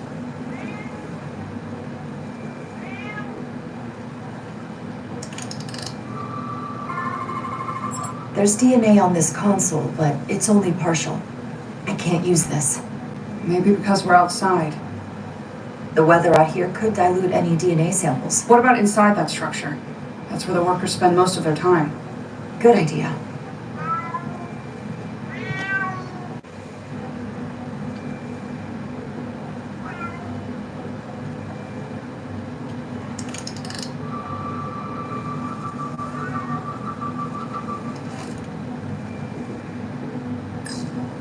What's in all these containers? These contain mining supplies, tools, energy packs for machinery. Shouldn't mining supplies be inside the mines? It is troubling. If the workers here aren't mining,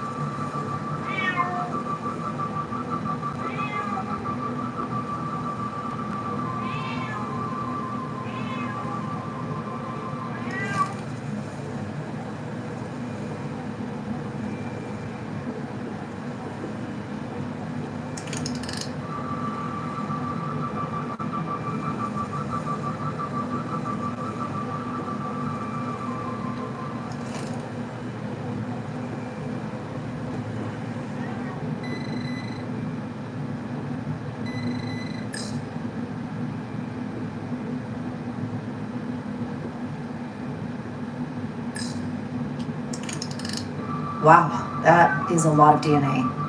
I should look for the most concentrated spots.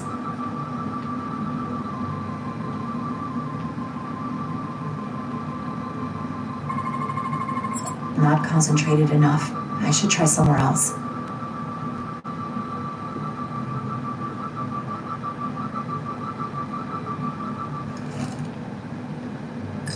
Otari must be tough on the inside, too.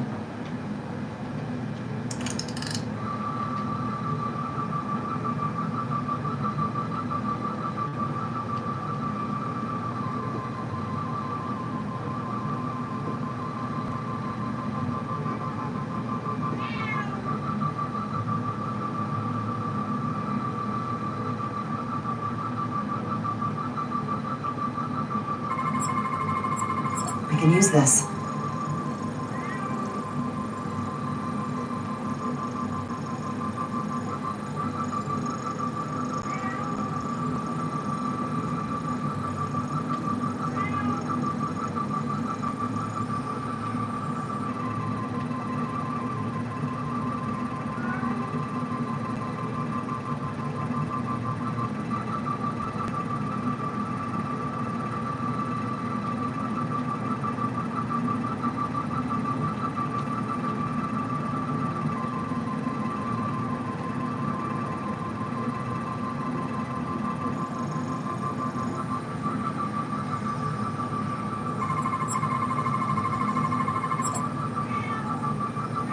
That's a stable DNA sample. It's only partial, but a few more should do it.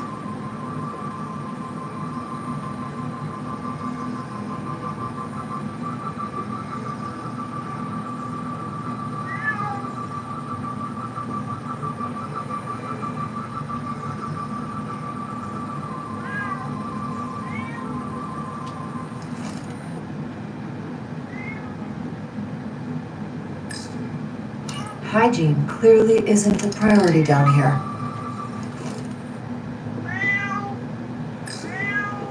You're not coming inside? There are some things I'd rather not smell. Ah.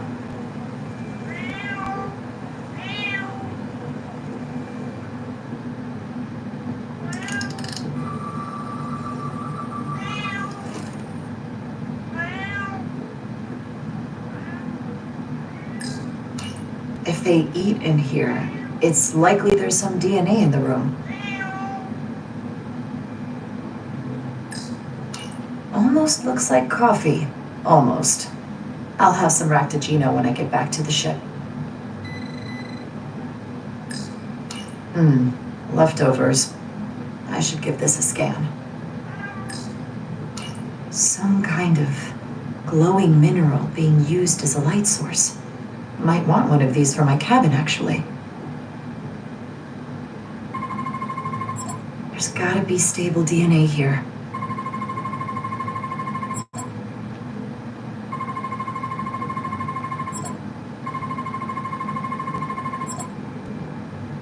Good. That's another I can use. Just need one more sample.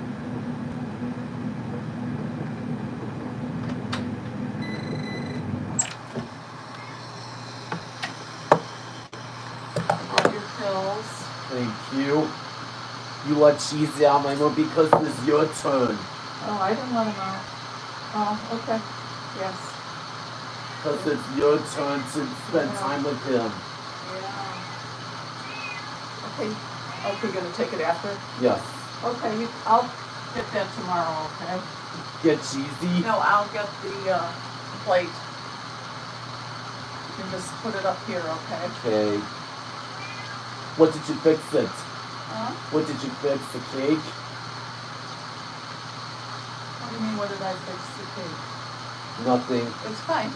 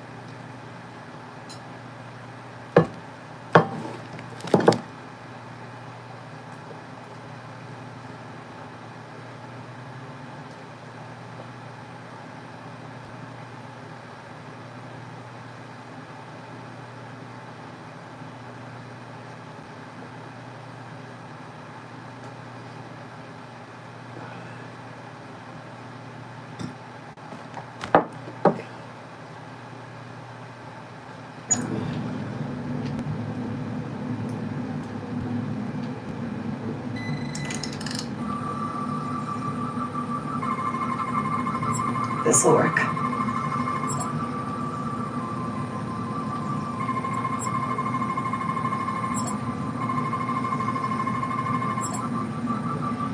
Perfect. That's enough to make the DNA profile. I'm to go back to the lift.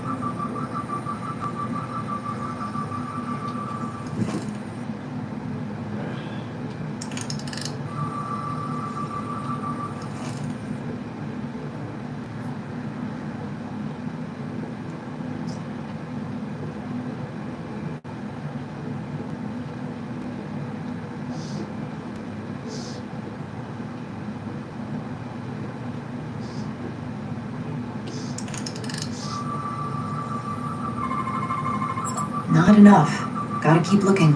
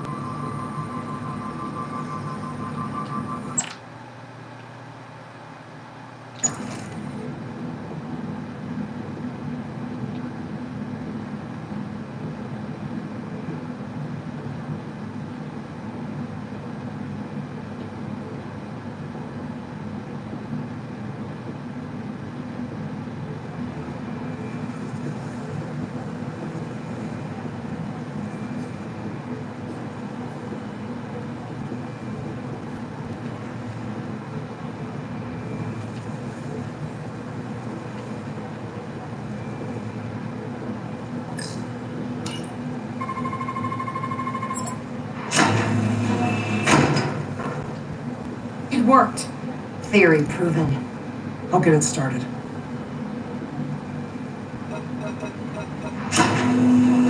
Ready?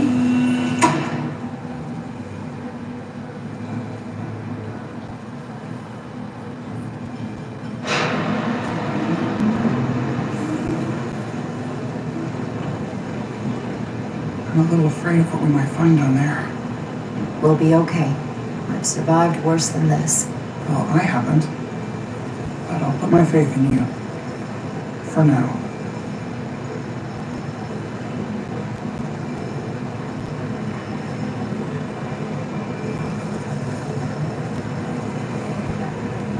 Jara.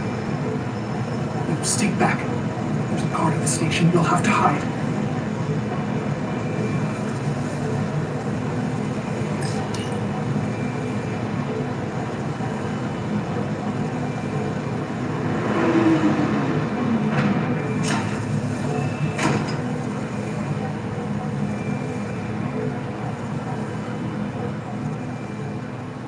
Who are you? What are you doing here? You watch your tone with me. I'm Tylus Altaris, Minister of Diplomatic Affairs. I speak for the Queen herself. This is a restricted area. No one gains access without the approval of Galvin or Sidron. Wait. Jues Gawad Abawencha.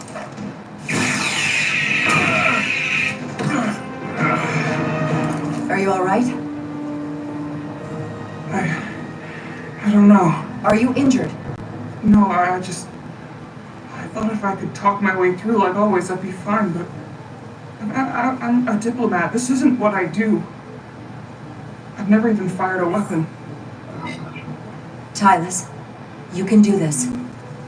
I don't see what you're basing that on. All you've shown me so far is an iron-willed determination to save your people. I don't expect that's changed. No. No, it hasn't. My authority has never been challenged like that. It meant nothing to him. So we should assume any Hatari we encounter from here on can't be reasoned with. Agreed. The only loyalty they have down here is to Galvin and Sidron. Can you switch over the lift? The guard should have a scan card that will allow us to operate the switch.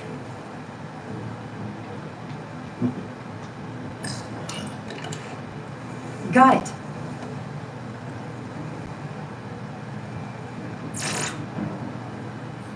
He's not dead, is he? He's still one of my people, and I didn't come here to take Otari lies. My phaser's set to stun. He'll be perfectly fine, just unconscious for a while. I see. We don't have that sort of technology on our weapons. Good to know.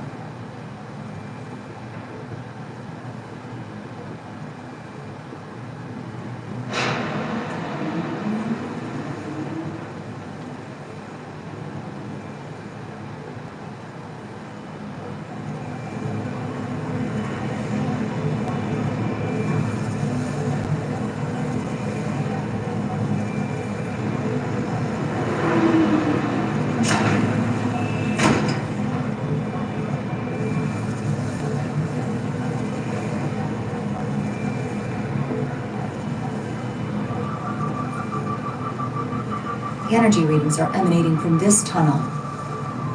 It's sure to be guarded in there. Stay low and follow my lead.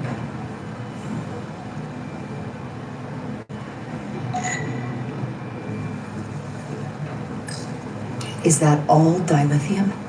Not all of it. We excavate large chunks of rock that contain varying amounts of dilithium ore. It's sorted and processed at the collector ship above.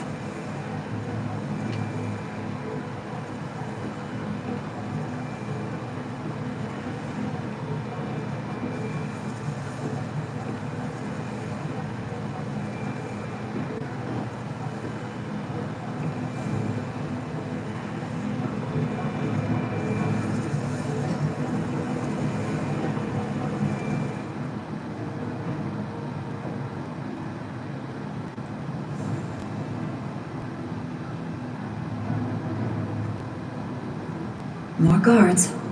I take that as a sign we're getting close. I'll get a closer look.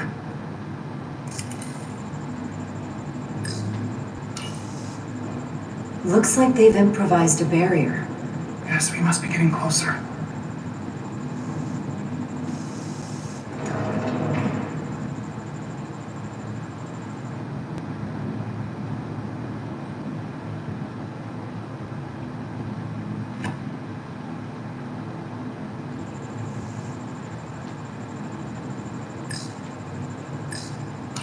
We need that particular card, don't we?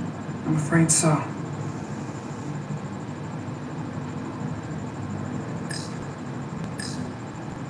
We don't have time to wait for them to finish whatever they're doing. We'll have to try to keep low and sneak past them. I'm starting to see the utility of a phaser. I wouldn't stand a chance against all three of them.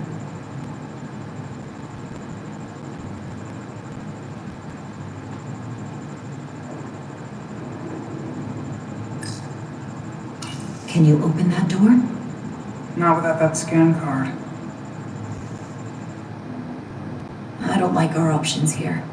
I have to get us that card so we can open the door. How? If they detect you, Galvin and Sidron's followers are clearly willing to kill to protect whatever is in this mine. Hey, I'm trained for this. I'll be fine. What should I do? Avoid being seen. Stick to the edge of the room and meet me at the door.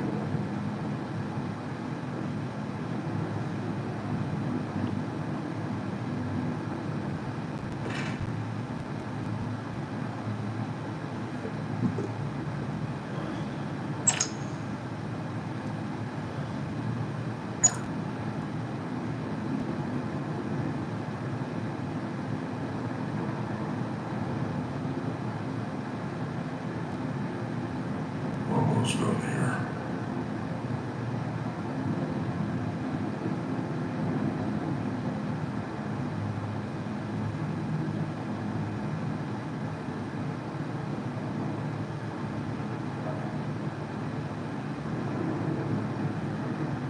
An intruder! You, stop! Avoid being seen. Stick to the edge of the room and meet me at the door.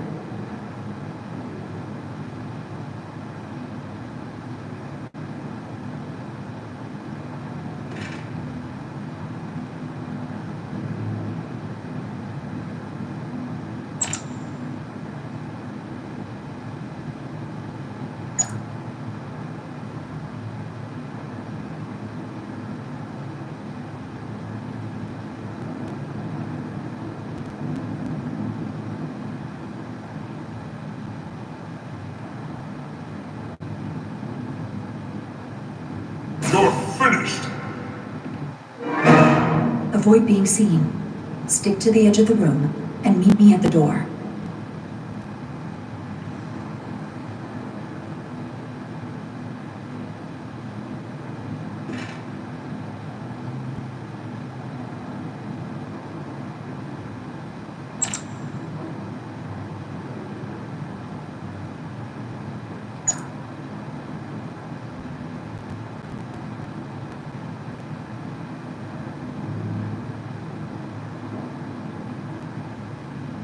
Analysis in progress.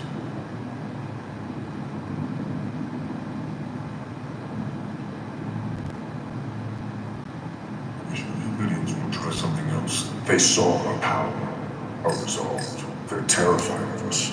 Until the plan is complete, we're vulnerable. Then get back to work, and we'll complete the plan more quickly. Good. Good.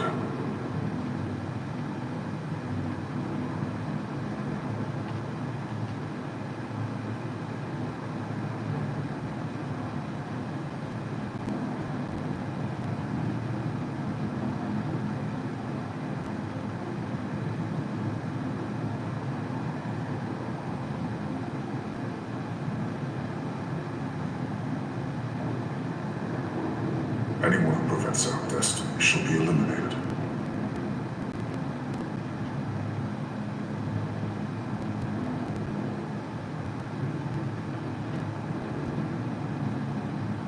Are you hiding from me? Uh-oh.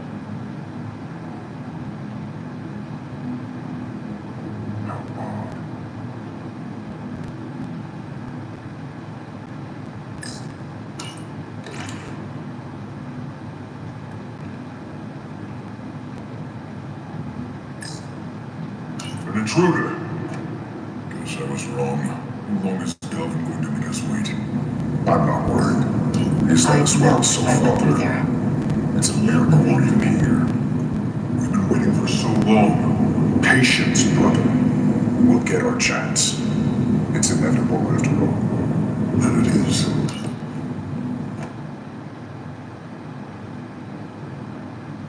Almost done here.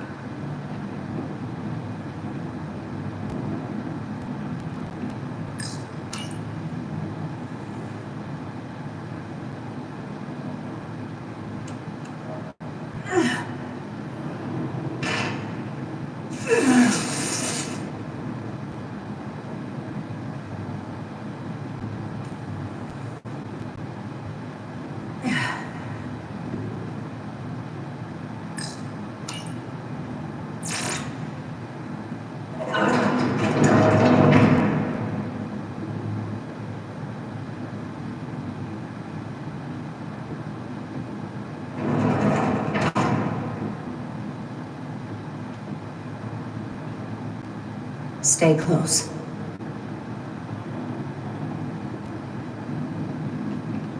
Stop! What? Motion sensors. They'll trigger an alarm. We'll be found. Invisible to the naked eye. It could be anywhere. How will we get through?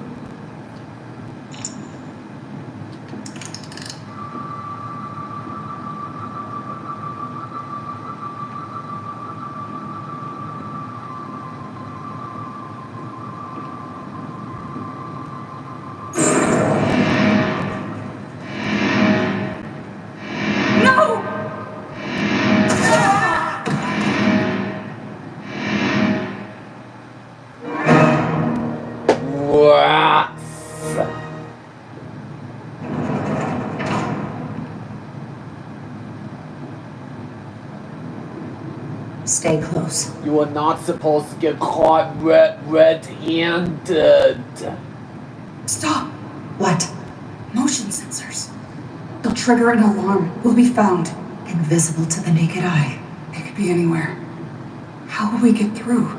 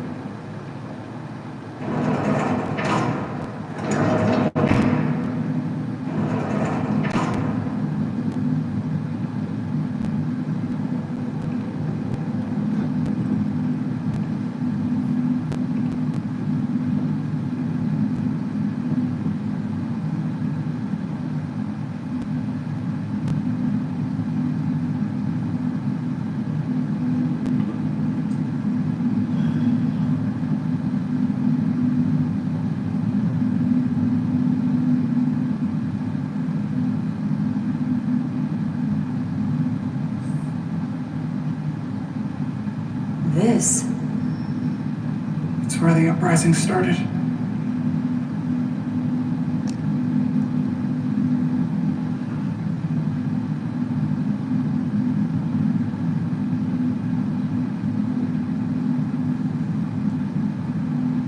Otari don't do this.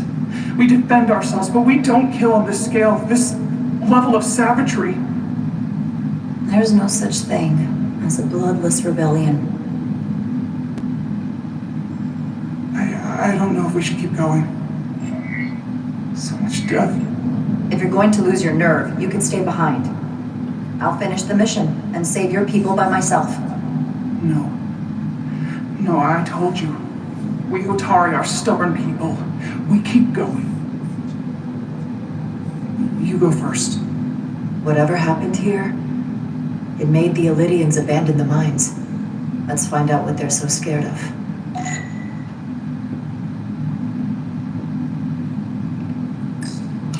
From the blast marks, it looks like the Elydians had far greater firepower.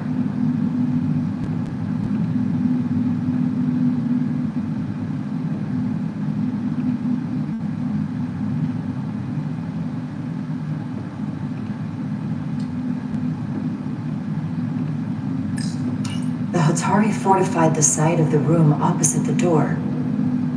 It's a good tactic, but a few crates aren't going to stop fully armed Elydian soldiers. How did they win?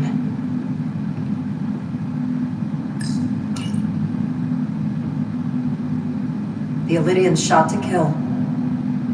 But if they killed him, why was he shot in the back? Oh, you're right. The shot came from the side the Hatari were defending. We don't kill our own. And he wasn't just caught in the middle.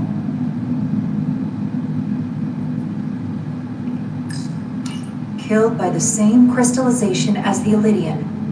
Whose side was the killer on?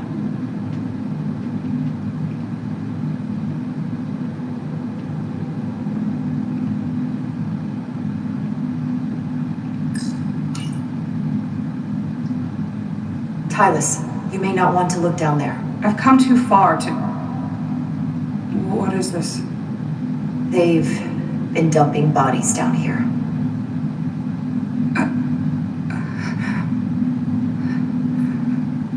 Unforgivable. Galvin and Sidron will be made to answer for this.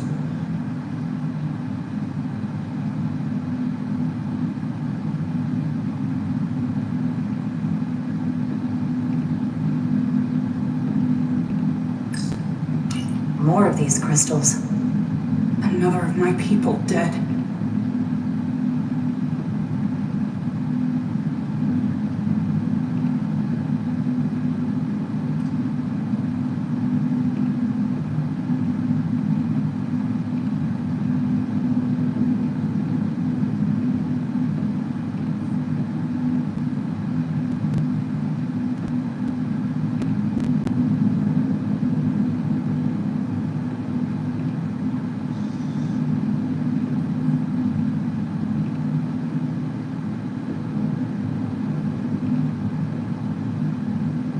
Tylus. What kind of weapon did this? This is like nothing I've ever seen or heard of. My people don't have a weapon that does this. What else can you tell me?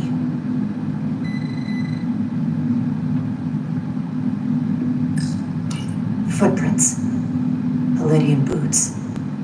Running back the way we came.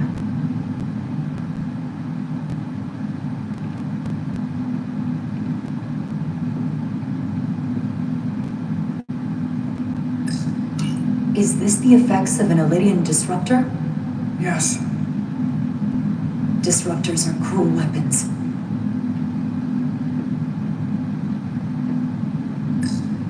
These crystalline particles, they're not dilithium. Are they common in the mines? Not that I've ever seen.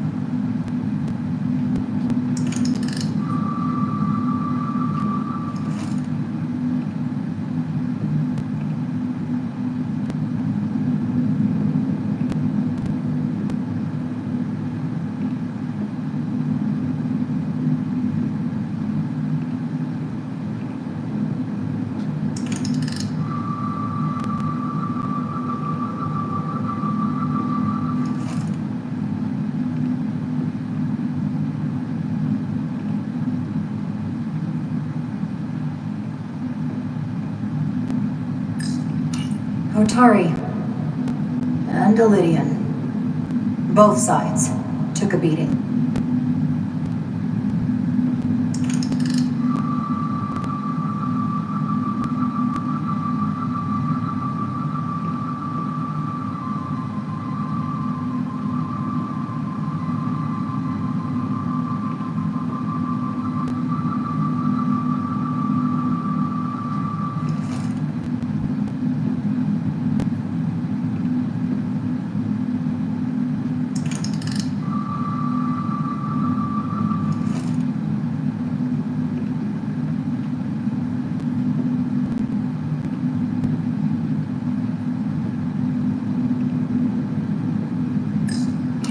This makeshift barrier forced the Illydians to enter from the service corridor, creating a choke point.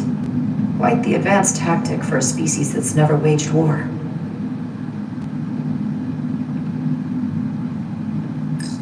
This Illydian tried to run. They didn't let him.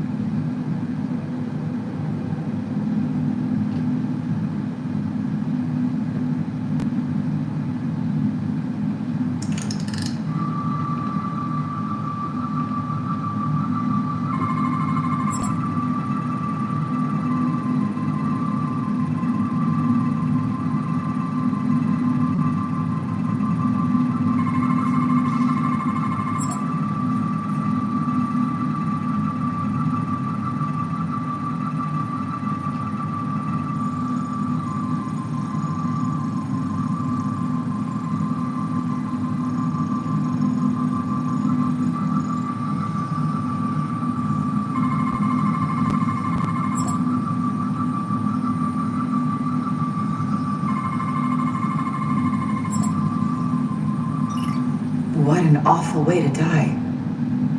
This must be why the Illydians are so afraid. Technology that surpasses their own, in the hands of the Hotari that they've lorded over for centuries. Where did this weapon come from? Well, the crystals are giving off tetrametric pulses. If I set my tricorder to search for that frequency, it'll lead us right to the source.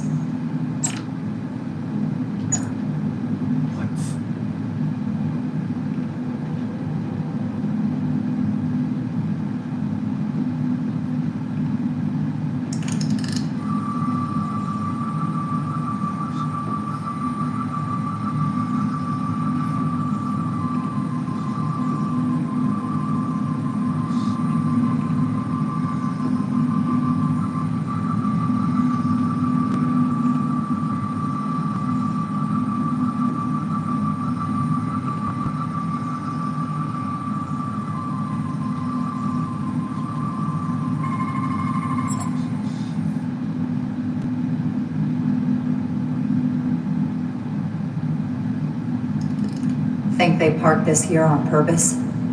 One way to find out. Need any help? I've got it.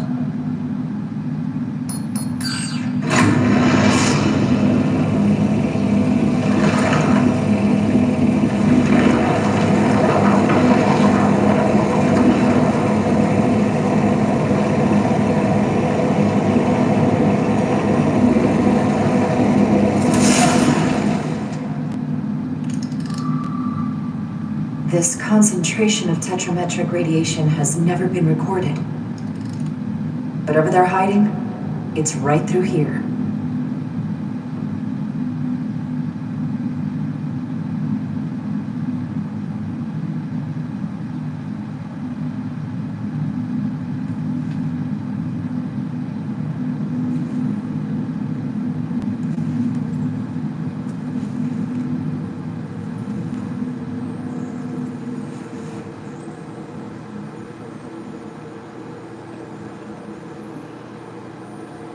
This feels strange.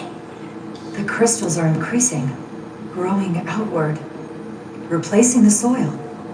It's like an infection. A parasite. Growing inside Tau.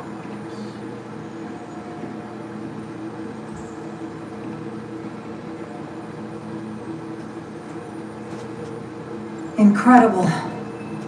This is definitely not Hotari.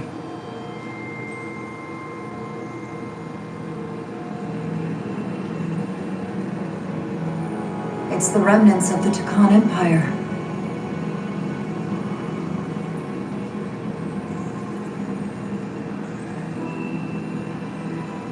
I don't think we should be here. This is exactly where we should be.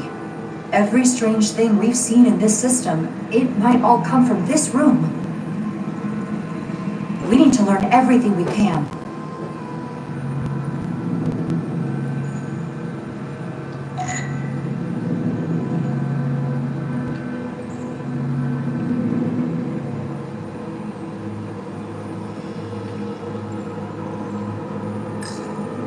Somewhat resembles a transporter pad.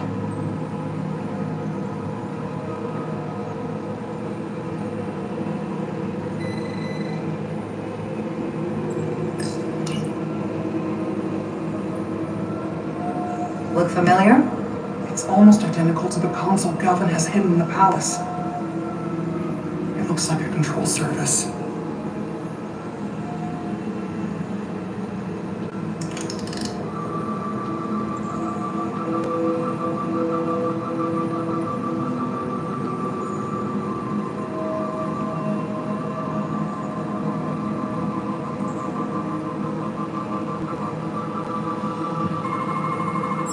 What are we looking at? It's made of the same crystalline material as the rest of this place, but I can't tell much else. Might be some kind of sleep mode. I can't analyze this further unless it starts working normally. Maybe we can turn it on from somewhere else. Hopefully. Let's keep looking around.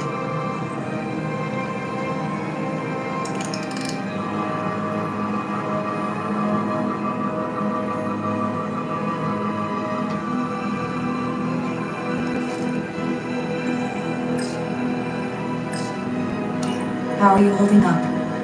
I knew Galvin and Sidron were dangerous. Now I know they're more powerful than I could have imagined. But the worst of it is knowing they got there by turning our people against their own.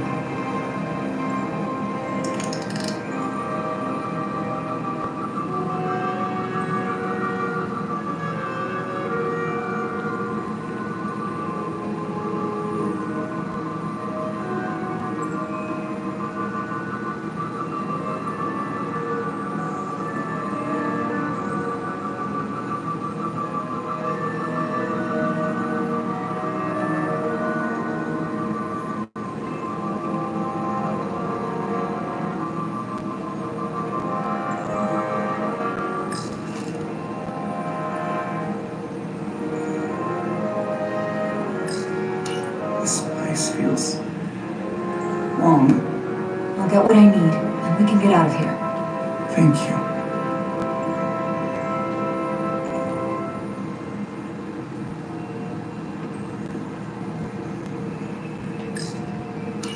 Is it too, convenient that we found this place unguarded? There's an old Earth saying about never looking a gift horse in the mouth. What's a horse? Never mind.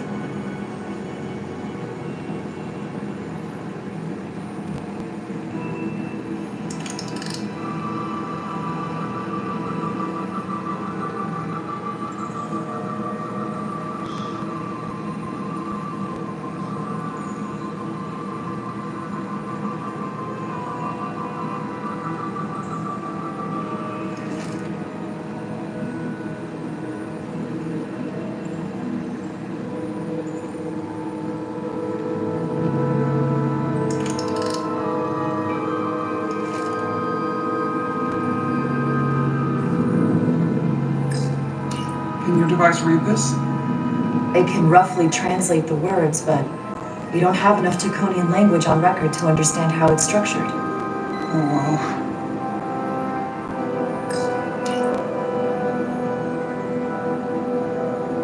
Looks like some sort of replicator. I can't get it to work. It has power. Must be looking for some other kind of authorization.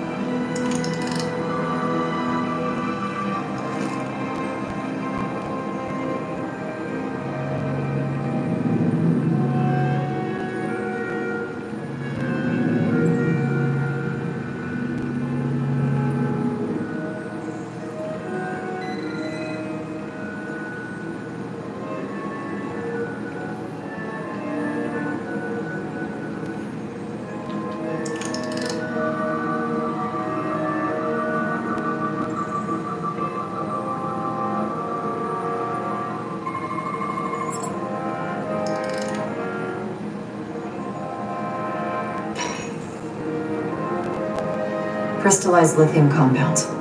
Its internal structure is extremely ordered. In fact, the states of these crystals on a subatomic level suggests a storage device of some kind. Energy levels are both stable and ordered, like information. Some of them appear to be depleted. What kind of information would you deplete?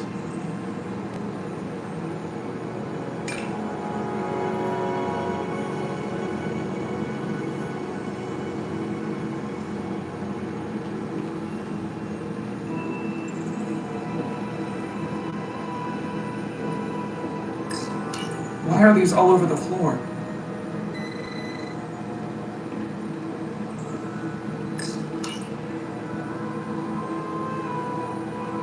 They look different than the others. These haven't been depleted yet.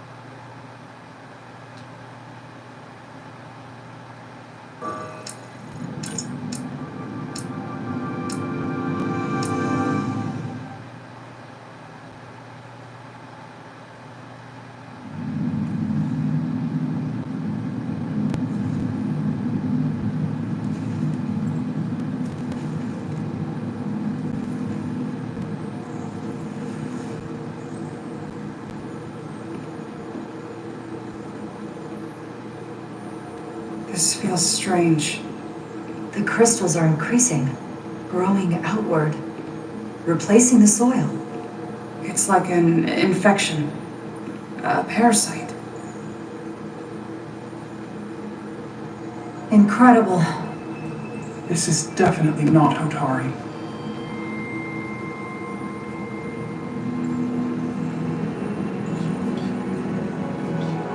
It's the remnants of the Takan Empire.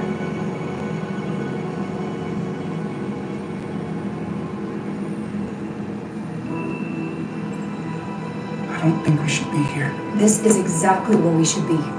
Every strange thing we've seen in this system, it might all come from this room. We need to learn everything we can.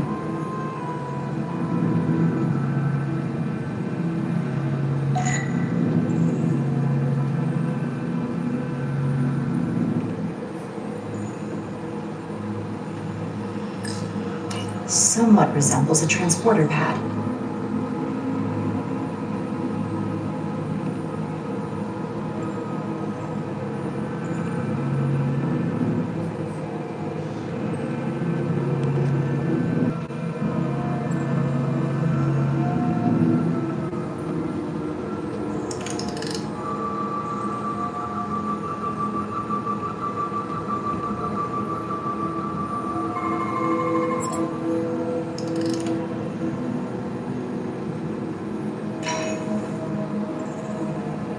Crystallized lithium compound. Its internal structure is extremely ordered. In fact, the states of these crystals on a subatomic level suggests a storage device of some kind. Energy levels are both stable and ordered, like information. Some of them appear to be depleted. What kind of information would you deplete?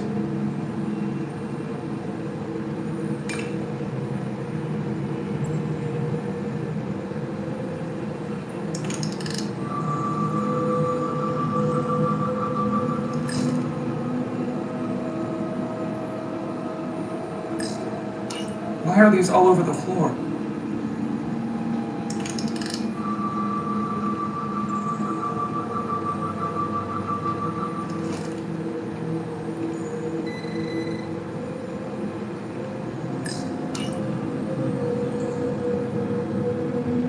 They look different than the others.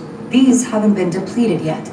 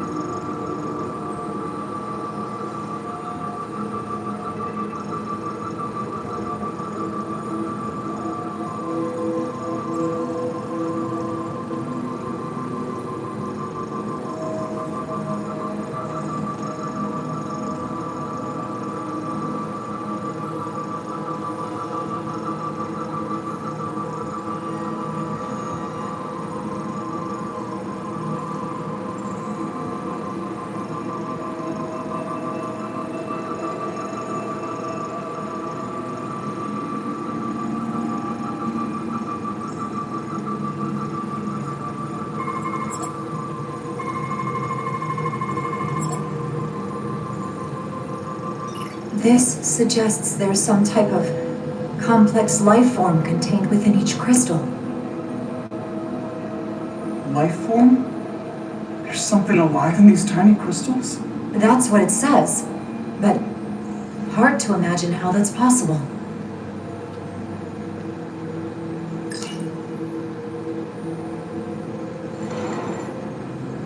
Our science division will have a field day with this. We need to study it on the ship.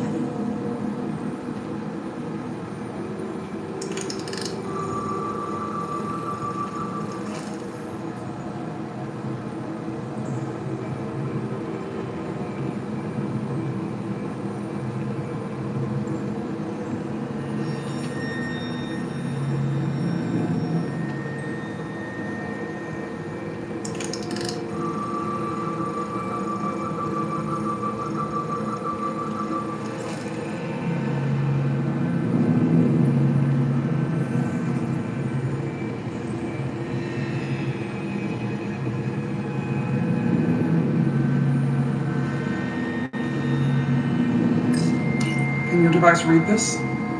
It can roughly translate the words, but we don't have enough Taconian language on record to understand how it's structured. Oh well.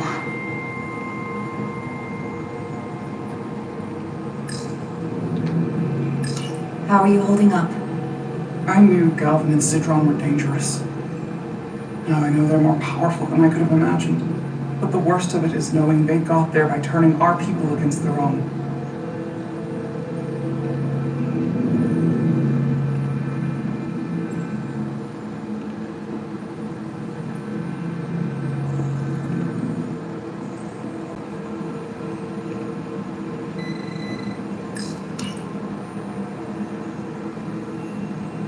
Look familiar?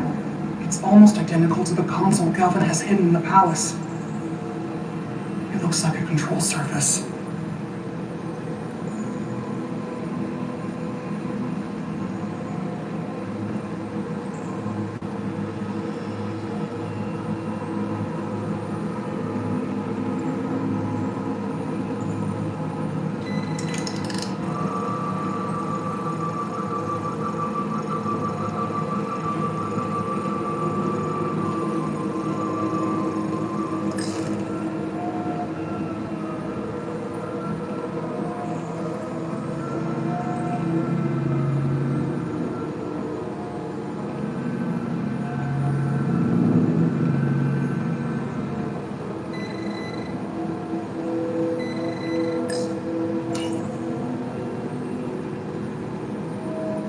Looks like some sort of replicator.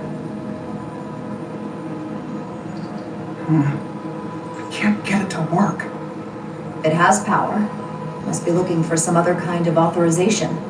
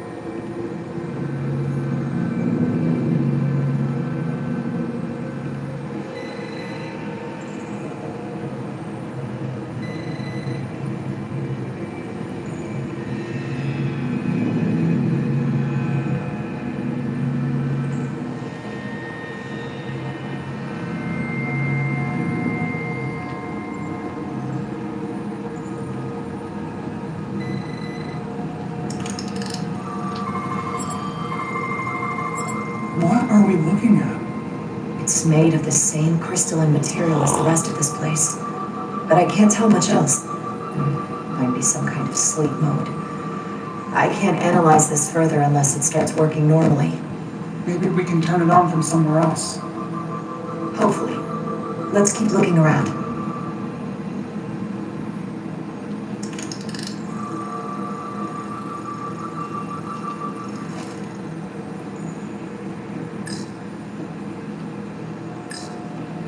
This place feels wrong. I'll get what I need, and we can get out of here. Thank you.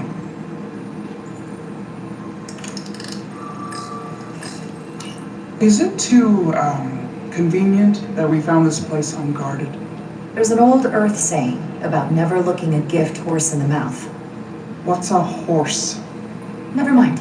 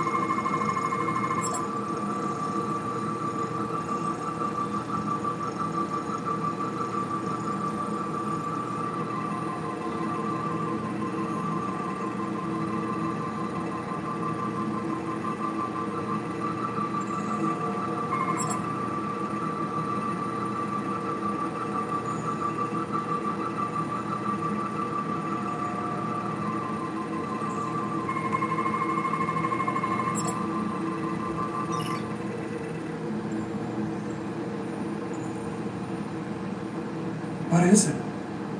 The device's primary function is to transmute lithium into this quantized crystalline compound, possibly for the creation of weapons. Do you think one of these was used on that Elydian in the tunnels? Such a cruel weapon.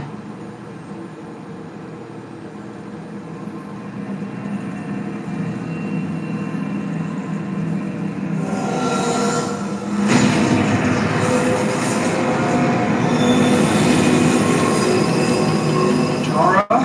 I see it. What's happening? Someone turned it on. There's no one here. And maybe the device I saw in the palace can send a signal? If that's the case, we may not be alone for long. Let's hurry.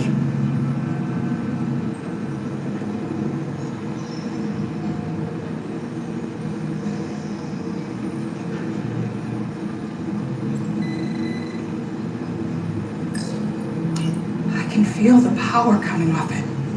I've never seen this kind of energy before. I'll need to record this with my tricorder.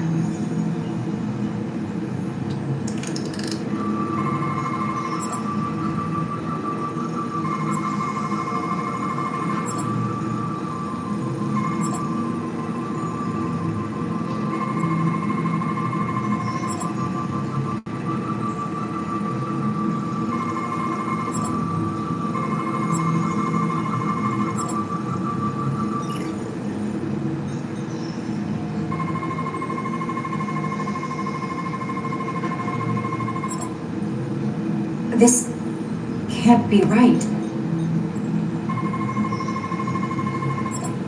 It's putting out almost 50 zettajoules of energy. I assume that's a lot? Enough to power this entire quadrant. This amount of power, the kind of radiation it's putting out, it's the cause of the storm. The warp disrupting beam, all of it.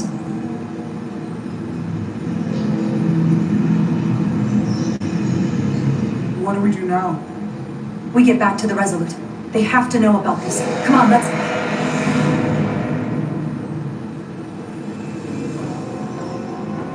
Quickly. We have to hide.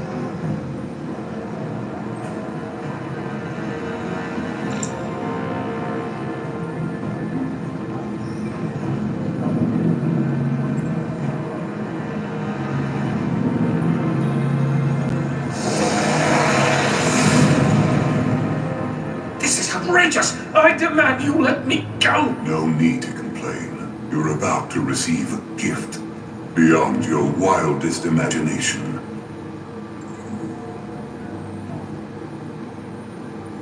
If anything, I consider it an honor.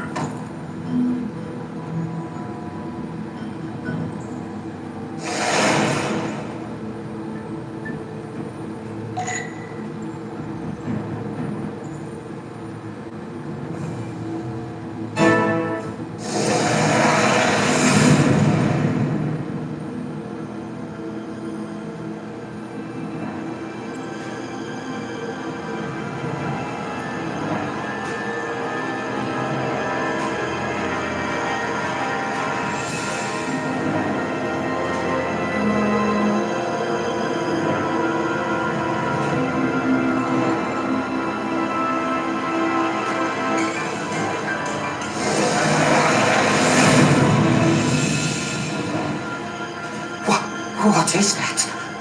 What are you doing? You'll see soon enough. I can influence the course of the negotiations. I can make sure the Hotari get the bitter end of the bargain. So can I.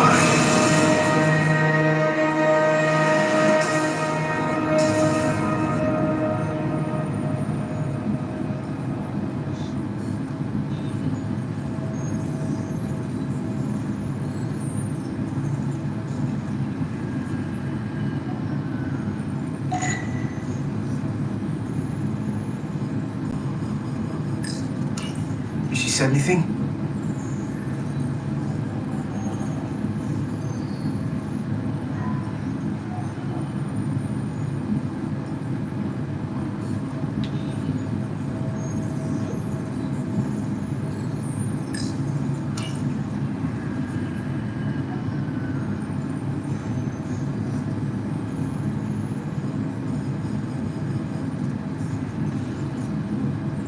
there was a chance between you two, I think you've blown it out the airlock. Hope you're happy. Miranda doesn't deserve this.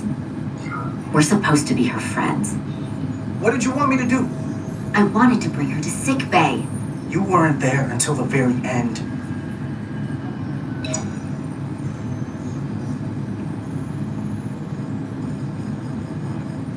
We were at the start of something good. And you throw it away like that. I never thought you'd turn on me like this. People change. Obviously you have, because I've never seen you act like this. You want to tell me what's going on? You think I owe you an explanation? Starfleet and its never-ending search for answers.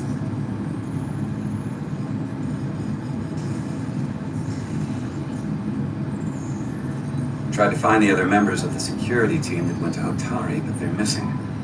We found their comm badges stashed in a Jeffries tube. You better hurry up and find them. There's not much time left. Miranda, if you know where they are, you have to tell us. We're all Starfleet here. Doesn't that mean anything to you? Not anymore. I have a new purpose now. Here's something. What is it? Maris didn't get bioscanned after returning from Otari. Neither did the other two that are missing. None of them were scanned. It should not have happened. She came over and helped us open the engine compartment. The others, too. They must have used it as a way to skirt the scan. So they knew they had to get around it. I'll scan Petty Officer Maris and get some data to cut through all this speculation. I think it's better if I do.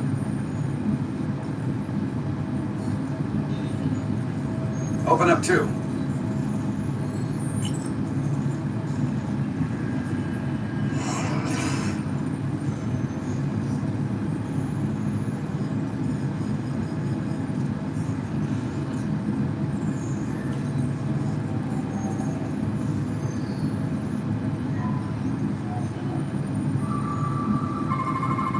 I can't believe this.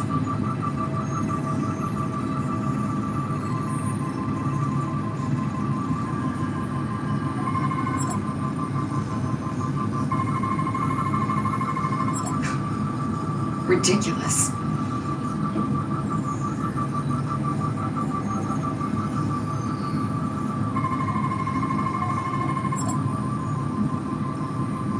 Data coming in. Come here for a second. Did you know? Know what? That's not Petty Officer Miranda Maris. What are you talking about? She's an imposter? Like a double? Or a spy. How is that possible? All I know is that she might look like Miranda. Walk and talk like her too. She has different brainwaves, and even different DNA. This isn't the same person we left Starbase with. I'm going to feed this into the main computer and run some more analysis. Commander, there's gotta be something we can do for her.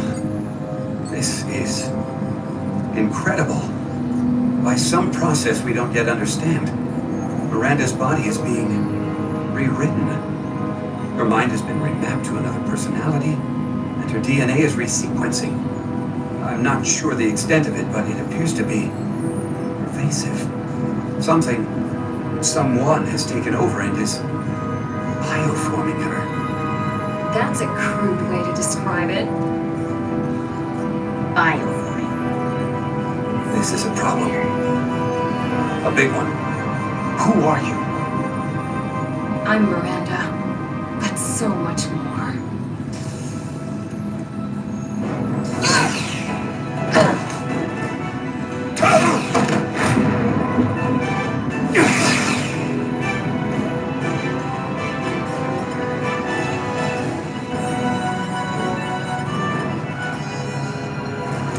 Don't let them get the storage drive!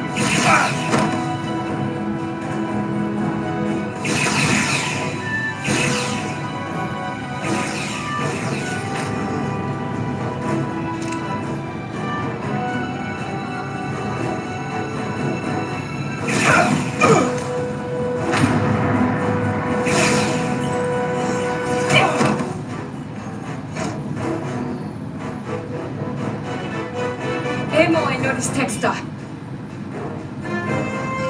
It's not in the universal translator.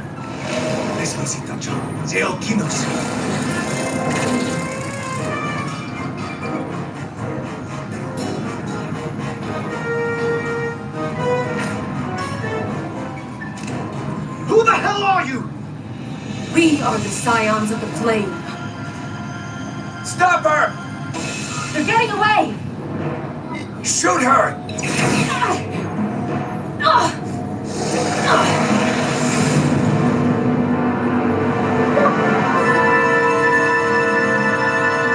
Scions of the Flame?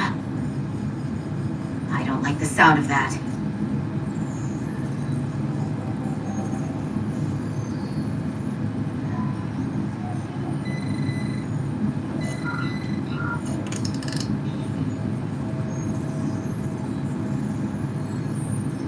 You're never gonna believe this. The reason the universal translator didn't recognize that language is because it's only ever been read. So it's a comm language.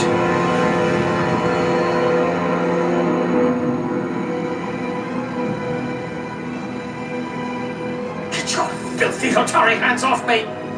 We'll burn your planet to the ground! Animals! Wait, no!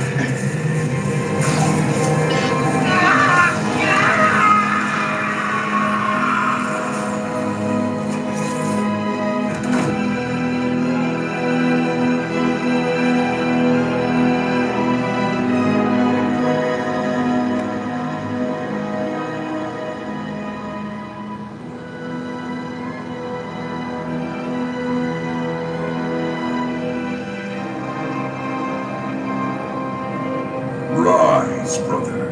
Rejoin the flame.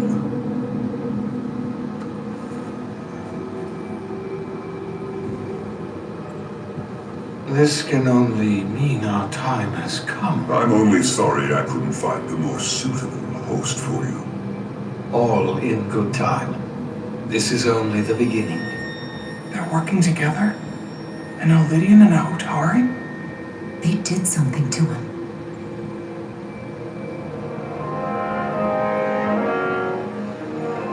Secure the Cartabula. Cartabula? It's the energy source.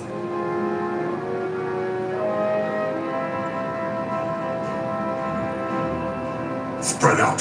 Search the vault. Go back through the mine. Cut off their escape. Find them. Time to go.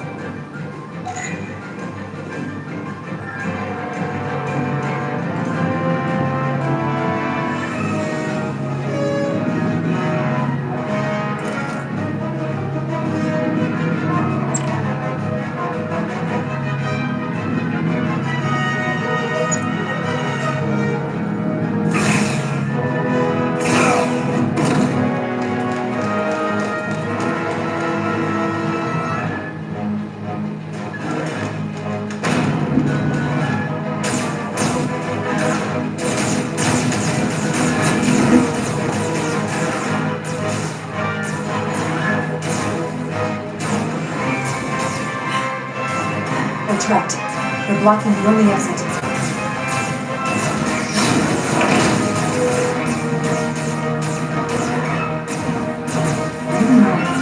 Can you buy me some time? For what? This vehicle looks a lot tougher than that barrier.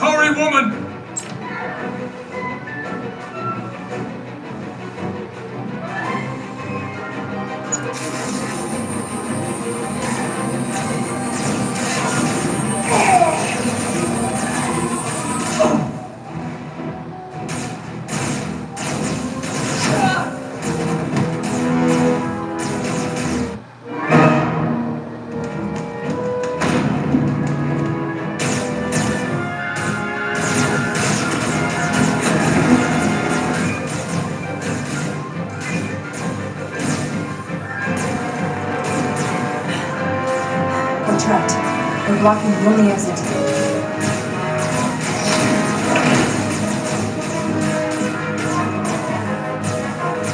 Maybe not.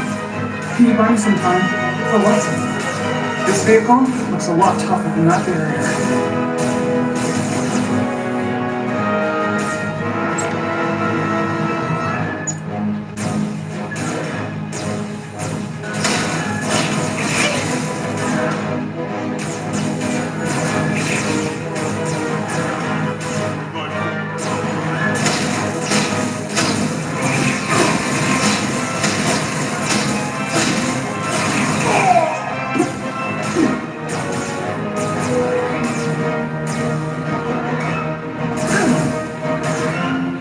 Shoot the Hotari woman!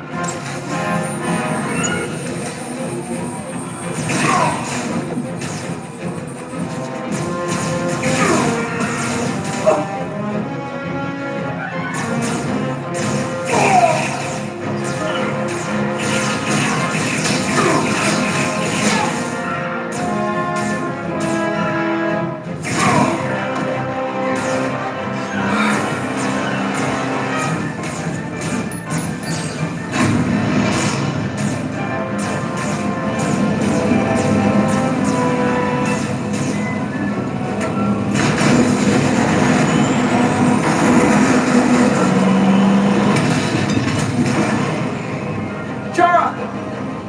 Get on!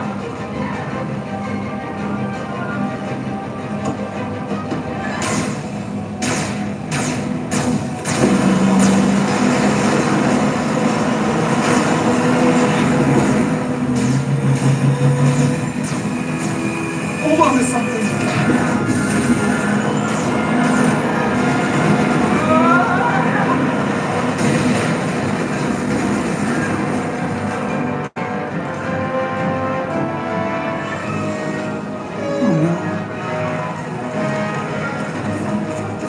Don't stop. I'll handle them.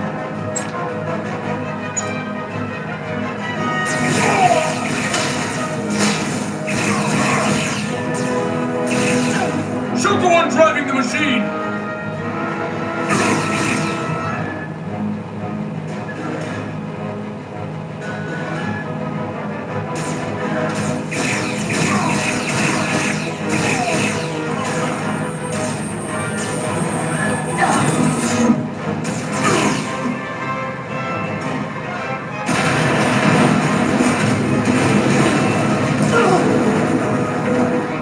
Tylus! We're surrounded. No, I'll get it working. Just need some time.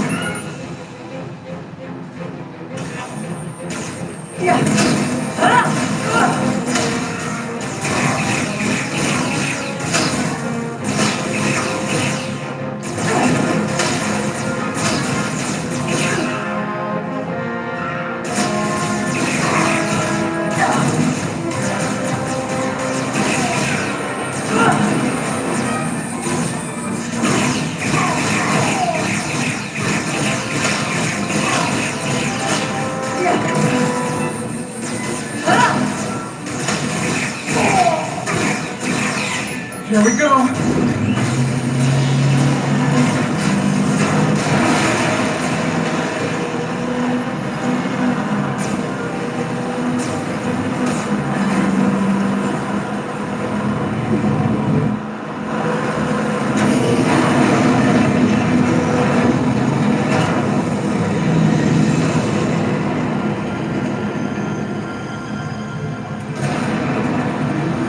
A lift. We're trapped. Resolute, 2 to beam up immediately. Resolute, come in.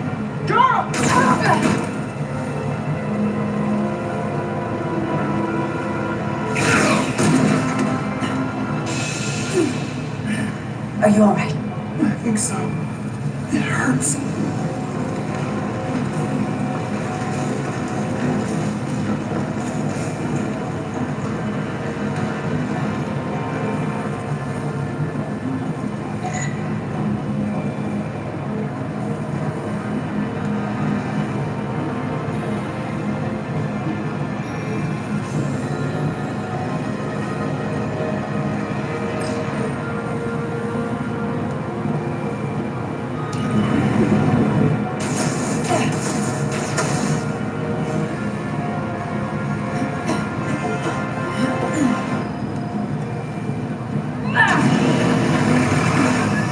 doing? Hold on to it.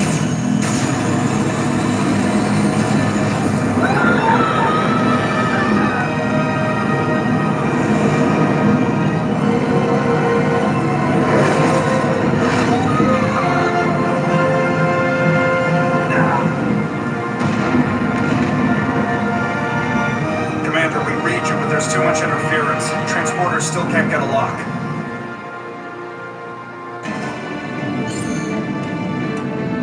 Miranda was able to transport through the storm. There has to be some path through that we're not seeing. Tetrametric radiation is saturating our sensors. There is too much interference to pick up the residual transporter signature. Wait. Tetrametric radiation. Of course. I can align the transporter with the tetrametric signature. The crystals emit tetrametric pulses every 3.8422 seconds, roughly 26 centihertz. All of this is connected. The storm, the warp-killing field, the crystals, Miranda's alien transporter tech. Okay, I've got the transporter in calibration. There are a lot of vital signs in that mine, all stacked on top of each other. I need something to identify the commander signal. Something loud, energetic. Understood.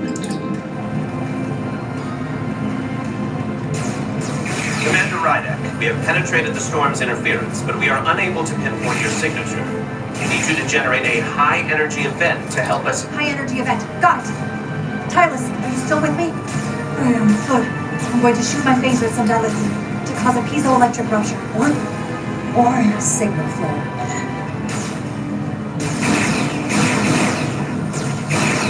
Crystals have to be pure enough. Super still. Come on. There. We're good. Small.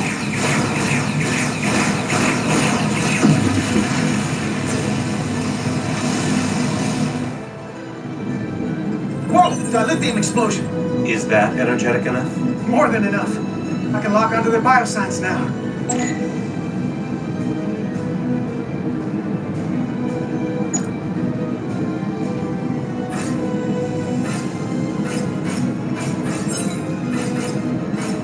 Got their biosigns isolated. Commander, we have your signal. I'm gonna tunnel a path through the ionic interference.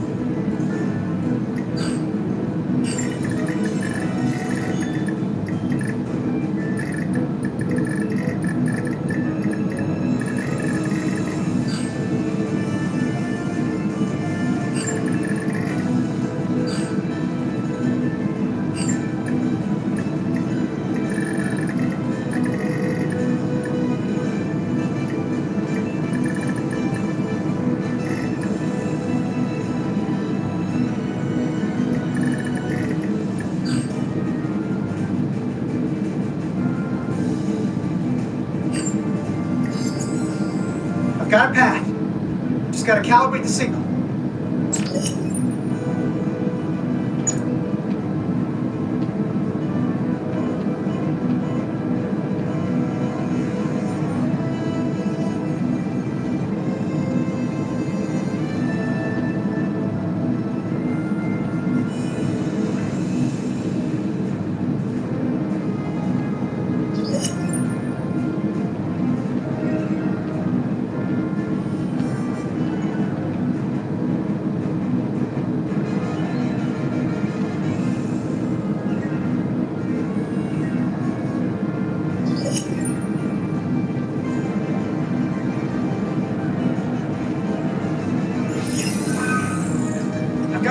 Energize.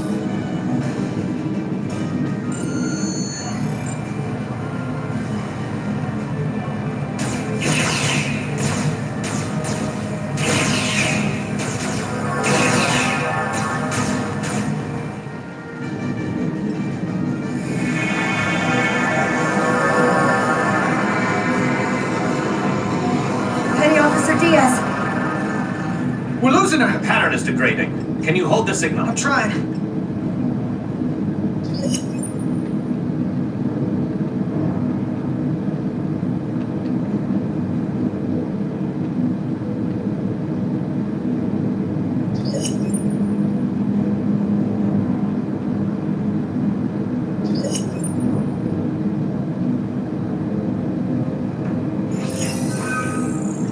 I got it.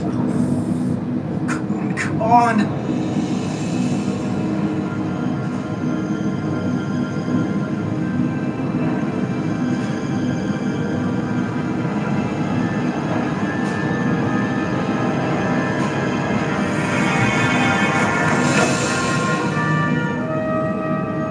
Yes!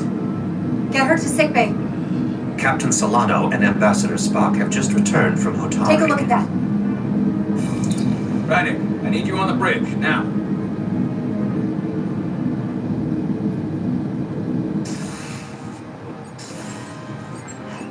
I'm here. The Elydians are preparing to attack Hotari. Status report. The systems are now fully powered. All torpedo tubes open. They're preparing to fire! We should hail the Elydian flagship, Captain. Readying phasers if you want them. Stand by. Await my order. Recommendation, Commander. We need to act quickly. Maneuver the Resolute underneath their warships. Block their shots at the planet's surface. Clever. Shields at maximum, Mr. Emma. You heard the Commander. Aye, Captain. Now think twice about firing on a Federation ship.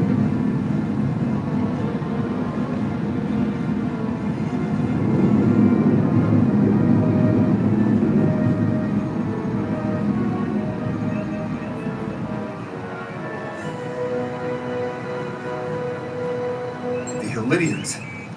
They've powered down their weapons. You sure about that, Mr. Emma? They're venting some kind of gas from their ship. Hold on. Now all of their systems have shut down. That's unexpected. Maintain our position. No telling what they're up to. Yes, sir.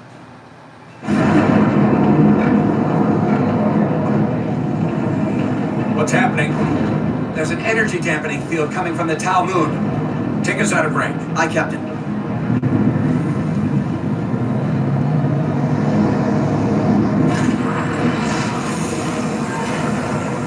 Captain, flagship is hailing us. On screen. Zelda to the Starship Resolute. Our main power cores are completely disabled. The more power we give, the more it takes. Running off batteries. Life support systems have failed. Unable to ventilate contaminated atmosphere. Admiral, you are about to launch an attack on a defenseless planet. Kobliat, you supported us in the negotiations. We need your help again now. Please, I beg of you. You must render assistance. System failures are compounding around my ship. We'll help you. Yes, we will. Thank you.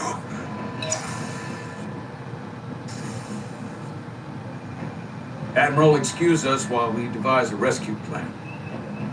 By my estimate, the crew only have 23 minutes before their atmospheric mix becomes lethal. While we may not be able to transport the Elydians directly, if we were to transport them from their ship to a nearby shuttlecraft, it should be possible to amplify the transporter signal there and reroute it to the Resolute. The Ambassador's plan is incomplete. An away team will have to beam aboard the Zeldi and set up pattern enhancers for a stable enough signal out of the dampening field. Thank you for identifying my deficiency, Commander Chovak. Jara, I need a senior officer in command of this. Take Chovak and Bedrosian in the shuttle and get it done. Petty Officers Diaz and Edslar, you will be part of the rescue mission. As will I. We will bring the shuttle within transporter range of the Zeldi, then beam you both aboard. Beam us on board. Why? Pattern enhancers must be placed on the Zeldi to make it possible to beam the Elydians back to the Resolute. Gather the pattern enhancers and get to the docking bay.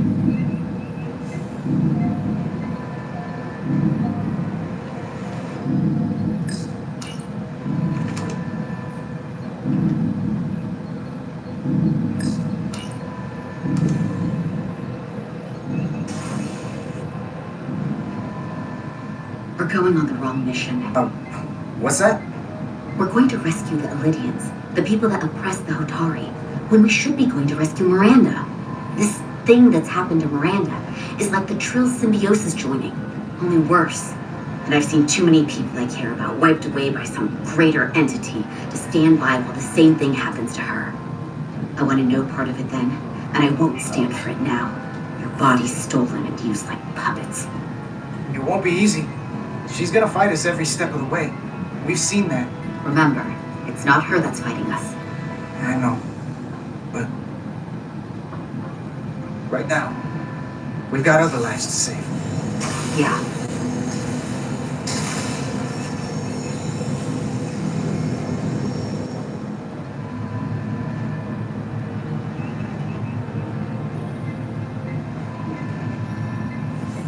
The away team is ready.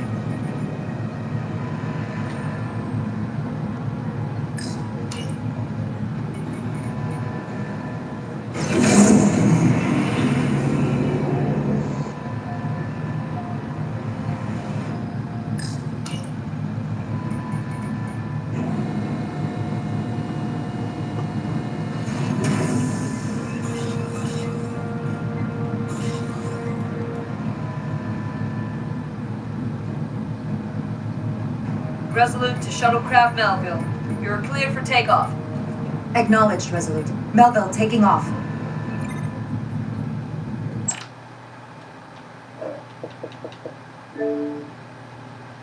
Mm.